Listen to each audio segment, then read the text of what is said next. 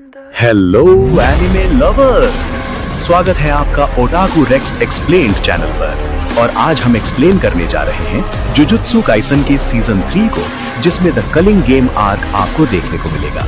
तो चलिए जानते हैं एपिसोड नंबर 1 की कहानी बिना किसी डिले के। एपिसोड की शुरुआत में हम यूजी को देखते हैं, जिसके सामने एक बड़ा सा कर्स्ड स्पिरिट होता है। यूजी उस कर्स्ट से दूर भागने लगता है। वो एक बिल्डिंग से दूसरी बिल्डिंग में जंप कर रहा होता है, तभी वो कर्स यूजी को अपने हाथ में पकड़ लेता है। लेकिन अचानक ही उस कर्स को कोई मार देता है, जिसकी वजह से वो कर्स यूजी के ऊपर ही गिर जाता है। इस कर्स्ड स्पिरिट को यूता ओकुत्सु ने मारा होता है, जो असल में यहाँ यूजी को मारने आया होता है। अब कहानी थोड़ा सा पीछे जाती है। हम जेनिन क्लान के सबसे छोटे बेटे नाओया जेनिन को देखते हैं, जो बात कर रहा होता है कि माँ की अभी तक मरी या नहीं। नाओया कहता है कि ऐसी लड़की को तो मर ही जाना चाहिए, जो घर के मर्दों की बात नहीं सुनती। उससे अच्छी तो मैं है, जिसे कम से कम ये पता है कि वो एक लड़की है। यहीं पर नाओया को जिनिची और ओगी जेनिन मिलते हैं, जो उसे डांटते हैं और कहते हैं कि तुम्हारे पिता अपनी आखिरी सांसें गिन रहे हैं और तुम अब यहाँ आ रहे हो। नाओया बोलता है, इससे किसे फर्क पड़ता है, सबको पता है कि जेनिन क्लैन का अगला वारिस मैं ही हूँ। मेरे सारे बड़े भाई किसी काम के नहीं हैं। अंकल ओगी, आपका तो कोई बेटा भी नहीं है, सिर्फ 2 बेटियां हैं। और जिनिची, तुम्हारी तो शक्ल ही खराब है, अपने भाई टोजी जेनिन से बिल्कुल उल्टा। नाओया की बातें सुनकर ये दोनों गुस्सा हो जाते हैं। असल में ये तीनों स्पेशल ग्रेड 1 सॉर्सरर्स होते हैं। तभी उन्हें खबर मिलती है कि जेनिन क्लैन के हेड नाओबितो जेनिन अब इस दुनिया में नहीं रहे और अब उनकी वसीयत यानी विल पढ़ी जाएगी। नाओबितो की आखिरी इच्छा होती है कि उनके बाद नाओया जेनिन को क्लैन का नेक्स्ट हेड बनाया जाए। सारी जमीन, जायदाद और कर्स्ड टूल्स जो जुजुत्सु हाई की ट्रेजरी में रखे हैं, सब पर नाओया का हक होगा। लेकिन अगर किसी वजह से सतोरु गोजो की मौत हो जाती है या उन्हें कोई सीरियस बीमारी हो जाती है, तो टोजी की इच्छा पूरी की जाएगी और मेगुमी फुशिगुरु को जेनिन क्लैन का हेड बना दिया जाएगा और सारी जायदाद भी उसके नाम हो जाएगी। ये सुनते ही नाओया को बिल्कुल भी अच्छा नहीं लगता। उसे पता चलता है कि मेगुमी इस वक्त टोक्यो में है और यूजी की तलाश में गया हुआ है। अब नाओया एक प्लान बनाता है कि वो यूजी और मेगुमी दोनों को ही मार देगा। इस वक्त टोक्यो के अंदर लाखों कर्स्ड स्पिरिट्स घूम रहे हैं, तो कोई ये सवाल नहीं करेगा कि मेगुमी कैसे मरा। एक बार मेगुमी मर गया तो उसकी जायदाद हड़पने वाला और कोई नहीं होगा और जेनिन क्लैन का मुखिया सिर्फ मैं बनूंगा। दूसरी तरफ हम यूजी को देखते हैं, जो अकेला बैठा होता है। चोसो उसके पास आकर पूछता है कि अब उसके घाव कैसे हैं। यूजी बोलता है कि अब वो ठीक है, शायद सुकुना की वजह से, और वो अपनी पावर को बढ़ते हुए महसूस भी कर सकता है। चोसो यूजी को वापस जुजुत्सु हाई चलने को कहता है, लेकिन यूजी मना कर देता है। वो कहता है कि सुकुना मेगुमी के खिलाफ कुछ ना कुछ प्लान कर रहा है और उसके हाथों जाने कितने मासूम लोग मर गए हैं। यूजी बोलता है, मैं अब किसी के पास नहीं जा सकता, मैंने तुम्हारे भाइयों को भी मारा था चोसो। चोसो कहता है कि वो एक गलतफहमी थी और अगर वो जिंदा होते तो वो दोनों भी तुम्हें माफ कर देते, क्योंकि हम भाई हैं और यही बात ही सबसे ज्यादा मायने रखती है। यूजी कहता है, चलो अभी तो हमें यहाँ के कर्स्ड स्पिरिट्स को खत्म करना है। इसके बाद यूजी शहर में भागने लगता है, जिसकी वजह से कई सारे कर्स्ड स्पिरिट्स उसके पीछे पड़ जाते हैं। कुछ कर्सेस को तो वो एक ही पंच में मार देता है। वो कई कर्सेस को भगाते हुए एक अंडरग्राउंड ब्रिज में ले आता है, जहाँ दूसरी साइड चोसो खड़ा होता है। चोसो अपनी पियर्सिंग ब्लड टेक्निक से एक ही शॉट में उन सबको मार देता है। एक कर्स चोसो के पीछे से अटैक करता है, तो यूजी उसे पंच मारकर खत्म कर देता है। चोसो सोचता है, जब तुम मुझसे लड़े थे तब भी काफी पावरफुल थे, लेकिन अब तुमने अपनी कर्स्ड एनर्जी को कंट्रोल करना सीख लिया है। तुम अभी पूरी तरह ठीक नहीं हुए हो, फिर भी तुम एक डेमन गॉड जैसे हो। मुझे अपने छोटे भाई से यही उम्मीद थी। चोसो यूजी को उसके फादर के बारे में कुछ बताने ही वाला होता है, तभी वहाँ नाओया जेनिन आ जाता है और पूछता है, मेगुमी कहाँ है, अब तक आया नहीं क्या, और तुम दोनों अभी तक यहाँ से भागे नहीं। यूजी पूछता है, हम भागे क्यों? नाओया बोलता है, तुम्हें डेथ सेंटेंस सुना दी गई है, अब गोजो यहाँ नहीं है तो तुम्हें प्रोटेक्ट करने वाला कोई नहीं बचा। वो आगे कहता है, गोजो के डर की वजह से ही हायर अप्स ज्यादा कुछ नहीं करते थे। वैसे तो मैं मेगुमी को मारने आया था, लेकिन अब तुम्हें भी खत्म कर देता हूँ। इतना कहकर नाओया यूजी पर पंच मार देता है। चोसो उस पर अटैक करता है, लेकिन नाओया पल भर में उसके पास पहुंच जाता है और पंचेस की बारिश कर देता है। नाओया इन दोनों से काफी ज्यादा फास्ट होता है। चोसो कहता है कि इसके पास जरूर कोई टेक्निक होगी। नाओया सोचता है, ये यूजी तो सुकुना का वेसल है, लेकिन ये दूसरा बंदा कौन है? तभी उन्हें एक बहुत जोरदार कर्स्ड एनर्जी महसूस होती है। यूजी सोचता है, कहीं ये गोजो सेंसे तो नहीं, लेकिन जब वो मुड़कर देखते हैं तो वहाँ यूता ओकुत्सु होता है। यूता बिल्डिंग से नीचे जंप करता है और जमीन में बड़ा सा गड्ढा बन जाता है। नाओया बोलता है, तुम यूता हो ना, जिसे यूजी को मारने का ऑर्डर मिला है। नाम सुनते ही यूजी को याद आता है कि यूता एक सेकेंड ईयर स्टूडेंट है और एक स्पेशल ग्रेड सॉर्सरर, बिल्कुल गोजो सेंसे की तरह। नाओया यूता से कहता है, मैं भी यूजी को मारने आया था, लेकिन मैं तुम्हारे काम में टंग नहीं अड़ाऊंगा। चोसो यूजी से कहता है, जल्दी यहाँ से भाग जाओ, मैं नाओया को संभाल लूंगा। ये बिल्कुल गोजो जैसा है, अगर तुम इससे लड़े तो मर जाओगे। यूजी भागने लगता है, लेकिन यूता बिल्कुल उसके पीछे होता है। इधर चोसो अपनी ब्लड टेक्निक से नाओया पर अटैक करता है, लेकिन नाओया बचता है और कहता है, तुम्हारी टेक्निक ब्लड मैनिपुलेशन है ना, पियर्सिंग ब्लड के अलावा कुछ खास नहीं है, और पियर्सिंग ब्लड चार्ज होने में टाइम लेता है, इसका मतलब मैं तुम्हें आराम से मार सकता हूँ। चोसो जवाब देता है कि तुम्हें लगता है कि मेरे भाई पर अटैक करके तुम यहाँ से जिंदा निकल जाओगे। उधर यूता यूजी को पकड़ लेता है। यही वो सीन होता है जो हमने एपिसोड की शुरुआत में देखा था, जहां यूजी कर्स से नहीं बल्कि यूता से बचकर भाग रहा था। यूजी और यूता के बीच फाइट शुरू हो जाती है। यूजी धीरे धीरे वीक पड़ने लगता है। यूता दिखने में वीक लगता है, लेकिन उसकी कर्स्ड एनर्जी बहुत ज्यादा होती है। ये असल में यूजी का कंप्लीट ऑपोजिट है। यूजी फिजिकली बहुत स्ट्रांग है, लेकिन उसके पास इतनी कर्स्ड एनर्जी नहीं है। यूता कहता है, मेरे अंदर गोजो सेंसे से भी ज्यादा कर्स्ड एनर्जी है, लेकिन गोजो के पास 6 साइज है, इसलिए जब भी वो कोई टेक्निक यूज करते हैं उनकी एनर्जी कभी खत्म नहीं होती, इसलिए वो नंबर 1 है। मेरी एनर्जी खत्म हो सकती है, लेकिन उनकी कभी नहीं। यूता फिर से यूजी पर अटैक करता है। उसकी कर्स्ड एनर्जी इतनी ज्यादा होती है कि यूजी समझ ही नहीं पाता कि वो कौन सा अटैक कब करेगा। उसका हर अटैक जानलेवा हो सकता है और यूजी का कोई भी अटैक यूता पर असर नहीं करता। लेकिन यूजी इतनी आसानी से हार मानने वाला नहीं होता। वो एक नाइफ उठा लेता है। गोजो सेंसे ने उसे बताया था कि कुछ सॉर्सरर्स वेपन्स का भी यूज करते हैं, लेकिन उसके लिए भी कर्स्ड एनर्जी कंट्रोल जरूरी होता है। यूजी अपनी नाइफ से यूता की कटाना को रोक लेता है, लेकिन यूता कहता है, तुम कटाना पर कुछ ज्यादा ही ध्यान दे रहे हो, और यूजी को जोर का पंच मार देता है। यूजी किक मारकर यूता की कटाना तोड़ देता है, जिसे देखकर यूता भी हैरान हो जाता है। आखिर यूजी भी गोजो सेंसे का स्टूडेंट है। यूजी सोचता है कि बिना वेपन के वो यूता से बेहतर फाइट कर सकता है और अटैक करने के लिए आगे बढ़ता है। तभी पीछे से एक बड़ा सा कर्स्ट आकर यूजी को पकड़ लेता है। ये असल में रीका होती है। यूजी को समझ नहीं आता कि रीका यहाँ कैसे आ गई। रीका ने यूजी को इतनी जोर से पकड़ा होता है कि वो हिल भी नहीं पाता। यूता अपनी टूटी हुई सोड लेकर आगे बढ़ता है और उसे यूजी के सीने में घुसा देता है। वो कहता है, मुझे माफ कर देना यूजी इतादोरी, और यहीं पर यूजी की मौत हो। सीने में तलवार घुसा दी थी। सबको लगता है यूजी मर चुका है, लेकिन कहानी यहाँ खत्म नहीं होती। यूजी के अंदर बैठा सुकूना भी इस मोमेंट पर नजर आता है, जैसे वो सब देख रहा हो। लेकिन यूता ने जो किया वो सिर्फ एक किलिंग नहीं थी, बल्कि एक प्लान था। दूसरी तरफ बैटल चल रही होती है नाओया जिनिन और चोसो के बीच। नाओया अपनी inherited technique projection sorcery 24 FPS technique use करता है, जिसमें वो 1 सेकंड को 24 फ्रेम्स में डिवाइड करके मूवमेंट को प्रिडिक्ट और कंट्रोल कर सकता है। इस वजह से वो ऑलमोस्ट टेलीपोर्ट जैसा लगता है। चोसो को पहले समझ नहीं आता कि नाओया मूव कैसे कर रहा है, लेकिन फिर वो यूज करता है अपनी टेक्निक फ्लोइंग रेड स्केल। इस टेक्निक से चोसो अपने ब्लड को एनहांस करता है। रिएक्शन स्पीड, विजन और फिजिकल स्ट्रेंथ सब बूस्ट हो जाते हैं। अब वो नाओया की स्पीड को देख पाता है। नाओया फिर भी उसके पेट में चाकू घुसा देता है। खून बहने लगता है। नाओया टॉन्ट करता है, तुम ब्लड मैनिपुलेशन यूज कर सकते हो तो अपना खून रोक लो। लेकिन नाओया को पता ही नहीं था कि चोसो एक नॉर्मल इंसान नहीं है। डेथ पेंटिंग वूम्ब, चोसो की असली पहचान। चोसो एक डेथ पेंटिंग वूम्ब है, कर्स और ह्यूमन का हाइब्रिड। वो अपनी कर्स्ड एनर्जी को ब्लड में कन्वर्ट कर सकता है। मतलब जब तक उसके पास कर्स्ड एनर्जी है, वो ब्लड लॉस से नहीं मरेगा। चोसो अपना ब्लड जमीन पर बहा देता है, जो ग्लू की तरह जम जाता है और नाओया के पैर चिपक जाते हैं। फिर आती है उसकी ultimate move, supernova.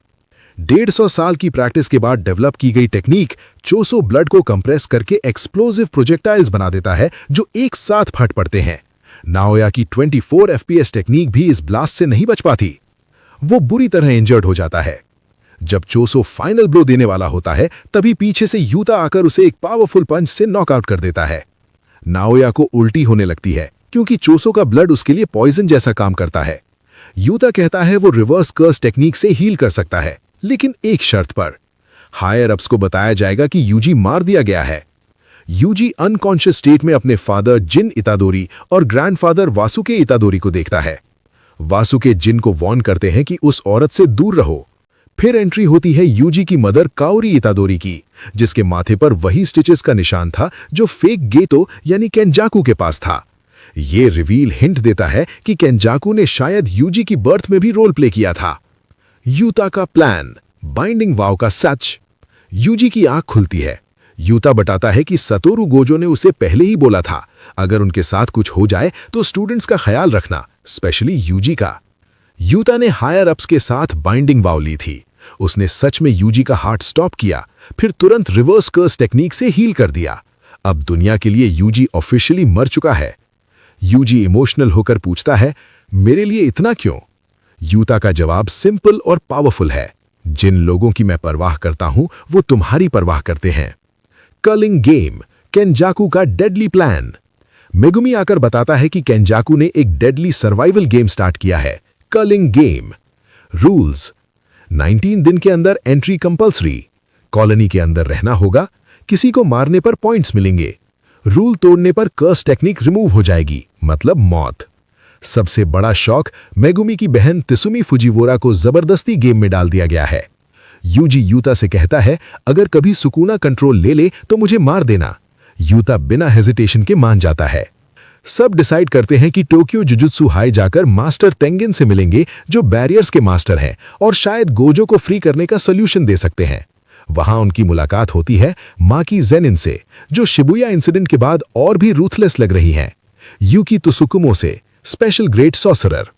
Star corridor के अंदर वॉल्ट में कर्स टूल्स और बाकी डेथ पेंटिंग्स रखे होते हैं।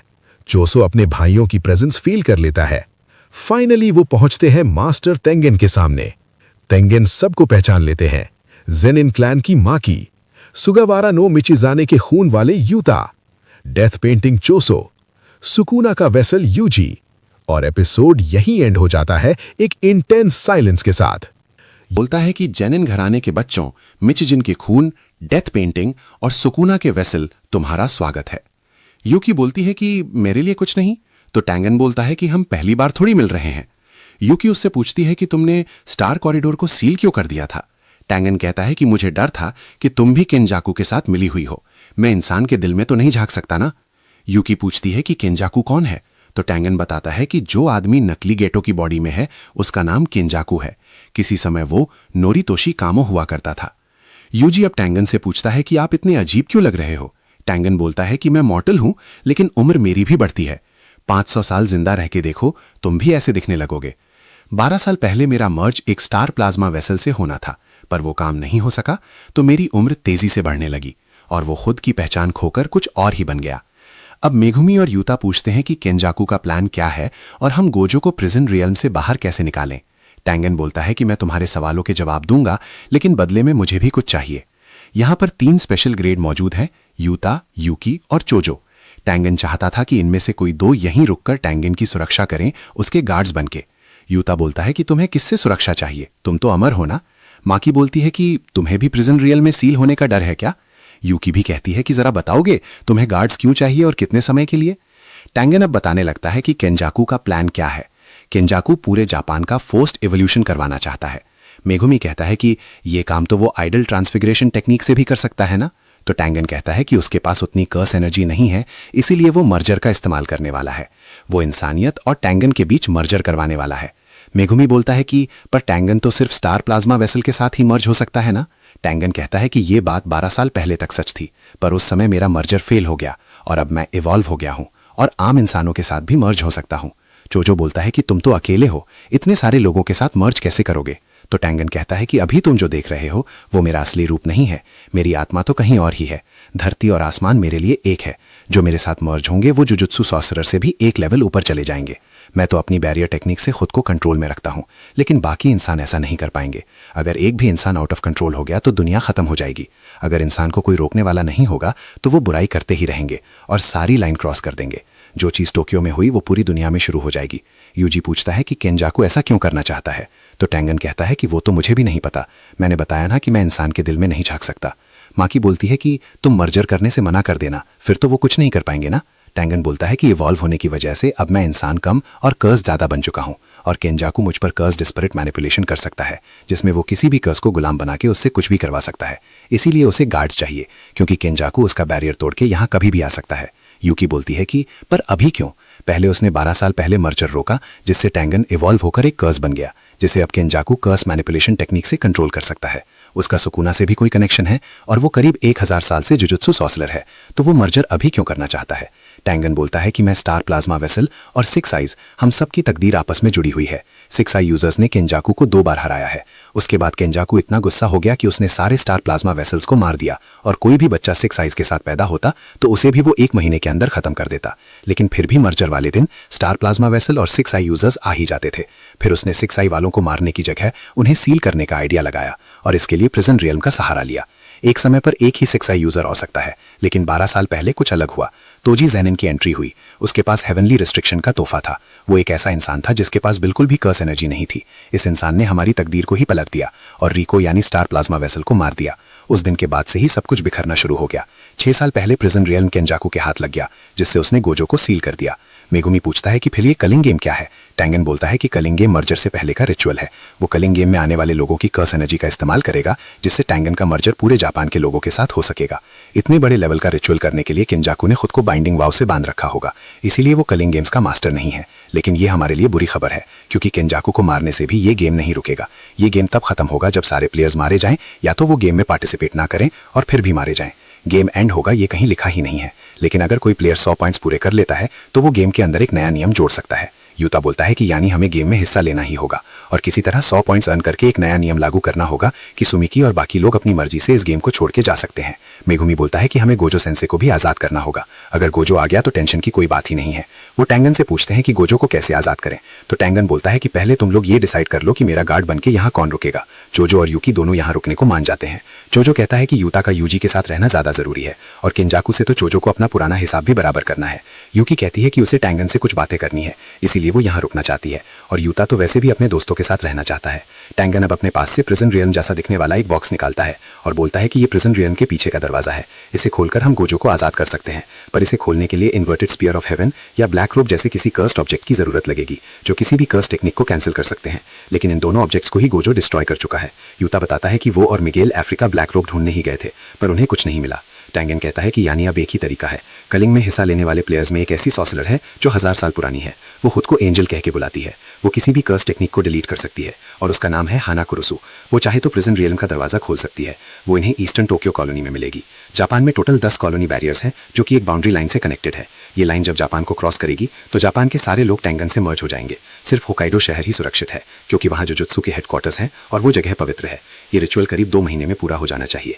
ये लोग अब कलिंग गेम के रूल्स पढ़ते हैं। पहला रूल था कि सभी खिलाड़ियों को 19 दिन के अंदर पार्टिसिपेट करना ही होगा। 1 नवंबर को केंजाकू ने ढेर सारे लोगों को अवेकन किया था, जिनमें मेगुमी की बहन भी थी। आज 9 नवंबर है, यानी 10 दिन के अंदर सुमिकी को गेम में हिस्सा लेना होगा। दूसरा रूल था कि जो लोग हिस्सा नहीं लेंगे उनकी कर्स टेक्निक रिमूव कर दी जाएगी, जिसका आसान शब्दों में मतलब है मौत। माकी ने इस बारे में शोको से भी बात की थी, जिसने बताया था कि हिस्सा ना लेने पर जरूर ब्रेन के साथ कुछ होगा, वरना तो कोई भी गेम में हिस्सा नहीं लेता। माकी बोलती है कि मतलब मेरे जैसे लोग जिनके पास कोई टेक्निक नहीं है उन पर कोई रिस्क नहीं होगा। पांडा पर भी नहीं, उसके पास तो दिमाग ही नहीं है। गेम का तीसरा रूल है कि जो भी कॉलोनी में एंटर करेगा उसे गेम का खिलाड़ी माना जाएगा, चाहे वो सॉर्सरर हो या आम इंसान। और जो लोग कॉलोनी में पहले से रह रहे हैं उन्हें एक मौका दिया जाएगा वहां से बाहर निकलने का। 4th रूल है कि एक दूसरे को मारने से प्लेयर्स को पॉइंट्स मिलेंगे। 5वां रूल है कि सॉर्सरर को मारने से 5 पॉइंट और बाकी लोगों को मारने से 1 पॉइंट मिलेगा। मेगुमिया पूछता है कि गेम मास्टर है कौन, तो टैंगन बताता है कि हर खिलाड़ी को एक शिकिगामी दिया जाएगा, जिसका नाम कोगाने है। कोगाने बस गेम का इंटरफेस है जो इन्हें गेम के बारे में बताएगा। वहीं गेम मास्टर तो पर्दे के पीछे से सब देखेगा। 6वां रूल है कि किसी खिलाड़ी के 100 पॉइंट्स पूरे होने पर वो गेम में एक नया नियम जोड़ सकता है, लेकिन पुराने किसी रूल को हटा नहीं सकता। 7वां रूल है कि गेम मास्टर को खिलाड़ी का बनाया नया नियम अपनाना ही होगा, बस उसे गेम पर ज्यादा असर नहीं पड़ना चाहिए। बाकी लोग सोचते हैं कि ये गेम में तो नाइंसाफी होगी, तो टैंगन बोलता है कि इन रूल्स के अलावा केंजाकू इनके साथ कोई नाइंसाफी नहीं कर पाएगा। 8वां और आखिरी रूल है कि 19 दिन तक अगर किसी खिलाड़ी के पॉइंट्स नहीं बदलते हैं तो उसे खत्म कर दिया जाएगा। यूजी बोलता है कि मतलब हमें किसी न किसी को मारना ही होगा, जिस पर मेगुमी कहता है कि उसके पास कुछ आइडिया है। तो इन्हें गेम और बाकी सब इन्फॉर्मेशन पता चल गई थी। यूकी और चोजो अब यहीं रहेंगे और टैंगन की सुरक्षा करेंगे। बाकी वापस जेनिन क्लैन जाएगी कुछ कर्स टूल्स वापस लाने के लिए। गोजो के सील होने के बाद जुजुत्सु हाई में रखे सारे कर्स टूल्स जेनिन क्लैन और कामो क्लैन वाले ले गए हैं, पर अब मेगुमी जेनिन घराने का हेड बन गया है, तो वो आराम से उन टूल्स को वापस ला सकता है। ये खबर सुन यूजी एकदम से चौंक जाता है और मेगुमी बोलता है कि मैं तुम्हें बाद में समझा दूंगा। माकी फिर टैंगन से जूजो की लोकेशन मांगती है और वो पांडा को लेकर वहां जाएगी और गेम में एंटर करेगी। यूता बोलता है कि वो तुरंत ही कलिंग गेम में हिस्सा लेने जा रहा है, ताकि वो पहले ही ज्यादा से ज्यादा इन्फॉर्मेशन इकट्ठा कर सके और इन्हें अलग अलग कॉलोनी में जाना चाहिए, ताकि इन्हें एक दूसरे से लड़ने की नौबत ना आए। कॉलोनी के अंदर शायद सिग्नल ना मिले तो ये लोग फोन पर बात नहीं कर पाएंगे, लेकिन अगर यूता यूजी से अलग रहेगा और सुकुना बाहर आ गया तो मेगुमी कहता है कि ऐसा कुछ नहीं होगा और हुआ तो मेरे मरने के बाद सुकुना को मार देना। माकी अब यूजी और मेगुमी को हकारी के पास जाने को बोलती है। हकारी 3rd ईयर का स्टूडेंट है जो फिलहाल सस्पेंडेड है। इनके पास लोगों की कमी है, तो इन्हें हकारी को भी अपने प्लान में शामिल करना होगा। यूजी पूछता है कि वो स्ट्रांग है क्या। यूता बोलता है कि वो थोड़ा मस्तीखोर है, पर वो मुझसे भी स्ट्रांग है, तो ये उसे भी गेम में जरूर लेके जाएंगे। इसके बाद ये लोग यहाँ से जाने लगते हैं। यूकी और चोजो यहीं रुक गए थे। यूजी चोजो का शुक्रिया करता है उनकी इतनी मदद करने के लिए। वहीं चोजो अपने छोटे भाई को जिंदा रहने का बोलता है और चुपके से रोने लगता है। एपिसोड की शुरुआत में हम माकी को देखते हैं। जेनिन क्लैन यानी अपने घर वापस जाती है। सबसे पहले उसे नाओया मिलता है, जो बोलता है कि तुम यहाँ क्या कर रही हो, तुम्हारी शक्ल तो इतनी खराब हो गई है कि मैंने तुम्हें पहचाना ही नहीं। ना तुम्हें जुजुत्सु आता है, ना तुम कर्स्ड स्पिरिट्स को देख सकती हो, और अब तो तुम्हारी शक्ल भी बेकार हो गई है। अब तुम क्या करोगी? यूटा और मेगुमी के पीछे दुम हिलाती रहोगी क्या? माकी उसे इग्नोर करके आगे बढ़ जाती है और अंडरग्राउंड वेयरहाउस की तरफ जाने लगती है, जहां सारे कर्स्ड टूल्स रखे हुए थे। माकी की मदर उसे रोकते हुए कहती है कि तुम भूल गई, क्या औरतों को वहां जाने की इजाजत नहीं है? माकी कहती है कि उसके पास वेयरहाउस की चाबी है और क्लैन के मुखिया मेगुमी की परमिशन भी। माकी ने ही मेगुमी को बताया था कि नाओबीतो की वसीयत के हिसाब से अब मेगुमी ज़ेनिन घराने का हेड बन गया है। मेगुमी बोलता है कि उसे कोई हेड नहीं बनना और उसे कोई जायदाद भी नहीं चाहिए, पर माकी उसे समझाती है कि जुजुत्सु के 3 बड़े घरानों में से अगर वो ज़ेनिन घराने का हेड बनता है तो उन्हें ऊपर की सारी खबर रहेगी। मेगुमी बोलता है कि मेरी जगह तुम हेड बन जाओ, तो माकी कहती है कि वो लोग उसे कभी अपना हेड नहीं मानेंगे। तुम्हारे पास क्लैन की टेक्निक है और तुम्हें डोमेन बनाना भी आता है, पर माकी अभी इस लायक नहीं है। खैर, माकी की मदर उसे बहुत खरी खोटी सुनाती है, पर माकी उसकी नहीं सुनती और वेयरहाउस का दरवाजा खोल देती है। अंदर अपने फादर ओगी को देख वो शॉक हो जाती है। दूसरी तरफ जिनिची नाओया से बात कर रहा था कि मेगुमी ज़ेनिन घराने का हेड बनने के लिए बेटर चॉइस है, क्योंकि उसके संबंध गोजो क्लैन और कामो क्लैन दोनों से अच्छे हैं। पर ये लोग मेगुमी को सारी जायदाद बिल्कुल हड़पने नहीं दे सकते। ये मेगुमी को सीधा मार भी नहीं सकते, क्योंकि ऐसा करने पर गोजो क्लैन और कामो क्लैन इनके खिलाफ हो सकते हैं। लेकिन जुजुत्सु हायर अप्स ने सबको नोटिस दिया है कि कोई भी गोजो को आजाद करने के बारे में सोचेगा भी नहीं, इसे क्राइम माना जाएगा। हम लोग इसी चीज का फायदा उठाएंगे, हम मेगुमी, माकी और माई को मार देंगे और सब लोगों से कह देंगे कि ये लोग गोजो को आजाद करने वाले थे। नाओया कहता है प्लान तो अच्छा है, लेकिन इसमें अंकल ओगी की दोनों बेटियां मारी जाएंगी। तो जिनिची बताता है कि ये प्लान ओगी नहीं बनाया है। इधर वेयरहाउस में माकी को अपना फादर ओगी मिलता है, जिसने पहले ही सारे कर्स्ड टूल्स यहां से गायब कर दिए थे और उसने माकी की बहन माई को भी चाकू मार दिया है। अब माकी ड्रैगन बोन नाम का कर्स्ड टूल ले आगे बढ़ने लगती है, जो जूजो ने बनाया था। वो ड्रैगन बोन से ओगी की कटाना काट देती है, लेकिन ओगी अपनी कर्स्ड एनर्जी से माकी को स्लैश कर देता है। ओगी बोलता है कि तुम्हें पता है मुझे ज़ेनिन घराने का हेड क्यों नहीं बनाया गया था? तुम दोनों लड़कियों की वजह से। तुम दोनों किसी काम की नहीं हो और मेरे सिर पर लगा एक बदनुमा दाग हो। वरना जुजुत्सु के मामले में ओगी भी अपने भाई से कम नहीं था, लेकिन उसकी 2 निकम्मी बेटियां थीं। ओगी दोनों लड़कियों को एक चेंबर में ले जाकर पटक देता है और बताता है कि इस चेंबर में ग्रेड 2 और उससे नीचे के कर्स्ड स्पिरिट्स भरे हुए हैं, जो जल्दी ही तुम्हें खा जाएंगे। फिर वो उन्हें अलविदा कहकर वहां से चला जाता है। माई रगड़ते हुए माकी के पास आती है और देखती है कि उसके दिल की धड़कन अब भी चल रही थी। फिर वो माकी का मुंह खोलकर उसे अपनी सांसें देने लगती है। माकी की आंखें एक ड्रीम जैसी जगह पर खुलती हैं, जैसे उसे किसी ने डूबने से बचा लिया हो। माई अपनी कर्स्ड एनर्जी से कुछ भी बना सकती है, पर उसके अंदर कर्स्ड एनर्जी इतनी कम है कि वो दिन भर में बस एक बुलेट ही बना पाती है। माई माकी से कहती है कि वो उसे कुछ बना के देगी, लेकिन इसमें उसकी जान चली जाएगी। माकी को कुछ समझ नहीं आता और वो माई को रुकने बोलती है। माई बताती है कि उन दोनों का जुड़वा होना ही माकी की कमजोरी का कारण है। माकी के पास हेवनली रिस्ट्रिक्शन तो है, लेकिन फिर भी वो कभी टोजी जितनी पावरफुल नहीं बन सकती, क्योंकि जुजुत्सु की दुनिया में जुड़वा लोगों को एक इंसान ही माना जाता है। क्योंकि माई के पास कर्स्ड टेक्निक है, इसलिए माकी को हेवनली रेस्ट्रिक्शन का पूरा फायदा नहीं मिल रहा है। लेकिन अगर माई मर गई तो अपने साथ वो अपनी कर्स्ड टेक्निक भी ले जाएगी, जिससे माकी को हेवनली रेस्ट्रिक्शन का पूरा फायदा मिलेगा। माई माकी को कुछ देते हुए बोलती है कि एक वादा करो, सब कुछ तबाह कर देना। माकी होश में आती है और देखती है कि माई अब इस दुनिया से चली गई थी और माकी के लिए वो एक सोल कटाना छोड़ गई थी, जिससे माकी सीधा किसी इंसान की सोल पर अटैक कर सकती थी। माकी अपनी बहन की डेथ पर रोने लगती है और उन्हें कर्स्ड स्पिरिट्स ने घेर लिया था। इधर ओगी को महसूस होता है कि किसी ने अचानक ही सारी कर्स्ड स्पिरिट्स को खत्म कर दिया है। उसे वैसा ही डर लगने लगता है जैसा उसे कभी टोजी से लगता था। वो अपनी टेक्निक एक्टिवेट करता है और लड़ने को तैयार हो जाता है, लेकिन माकी बिजली की तेजी से उसे खत्म कर देती है, उसी तलवार से जो माई उसके लिए छोड़ कर गई थी। ज़ेनिन क्लान में खतरे की घंटी बजने लगती है। रांटा जिनिची और नाओया को आकर बताता है कि माकी पागल हो गई है और उसने ओगी को मार दिया है। माकी से निपटने के लिए कुकरू यूनिट को भेजा जाता है, जिसमें ऐसे लड़के होते हैं जिनके पास कोई कर्स्ड टेक्निक नहीं होती, पर ये मार्शल आर्ट्स में माहिर होते हैं। ये लोग माकी को चारों तरफ से घेर लेते हैं और माकी के पास ड्रैगन बोन और सोल कटाना दोनों थी। माकी सोचती है कि अगर वो अपना घर नहीं छोड़ती और माई के साथ यहीं रह जाती तो शायद उनकी जिंदगी अच्छी होती। वो अपनी बहन से माफी मांगती है, पर वो उसकी आखिरी इच्छा जरूर पूरी करेगी और सब कुछ तबाह कर देगी। अब माकी कुकरू यूनिट को गाजर मूली की तरह काट देती है। आगे हेई यूनिट का मेंबर चोजूरू अपनी टेक्निक से बड़े पत्थर के हाथों से माकी को कुचलने की कोशिश करता है, पर माकी को कुछ नहीं होता। वो कैप्टन का गला फाड़ देती है और चोजूरू का दिल निकालकर उसे भी खत्म कर देती है। रांटा अपनी टेक्निक से माकी को एक जगह फ्रीज करता है और जिनिची से कहता है जल्दी उसे खत्म करो, लेकिन माकी फिर भी हिलने लगती है। रांटा बोलता है कि माकी अब बिल्कुल टोजी जितनी पावरफुल हो गई है। जिनिची आसमान से पंचेस बरसाता है जिससे बड़ा धमाका होता है, पर माकी बिल्कुल ठीक थी। उसके हाथ में जिनिची था जिसे वो नदी में बहा देती है। फिर एंट्री होती है नाओया जेनिन की। नाओया एरोगेंट टोन में माकी को नीचा दिखाता है और कहता है कि कमजोर को ताकतवर के बारे में पता होना चाहिए। नाओया अपनी inherited technique projection sorcery use करता है। इस टेक्निक में वो अपनी मूवमेंट्स को 24 फ्रेम्स में यानी 24 FPS में डिवाइड करता है। जिसे भी वो टच करे उसे भी वही 24 FPS रूल फॉलो करना पड़ता है। अगर टारगेट इस रूल को परफेक्टली फॉलो नहीं करता तो वो 1 सेकंड के लिए फ्रीज हो जाता है। नाओया अपनी स्पीड को इतना बढ़ा देता है कि वो सुपरसोनिक लेवल तक पहुंच जाता है। उसका प्लान सिंपल था, माकी को हाई स्पीड इंपैक्ट से क्रश कर देना। नाओया जब माकी को टच करता है उसे लगता है कि माकी फ्रीज हो गई है, लेकिन ट्विस्ट यहां है। माकी कहती है कि वो 24 FPS रूल फॉलो कर रही है।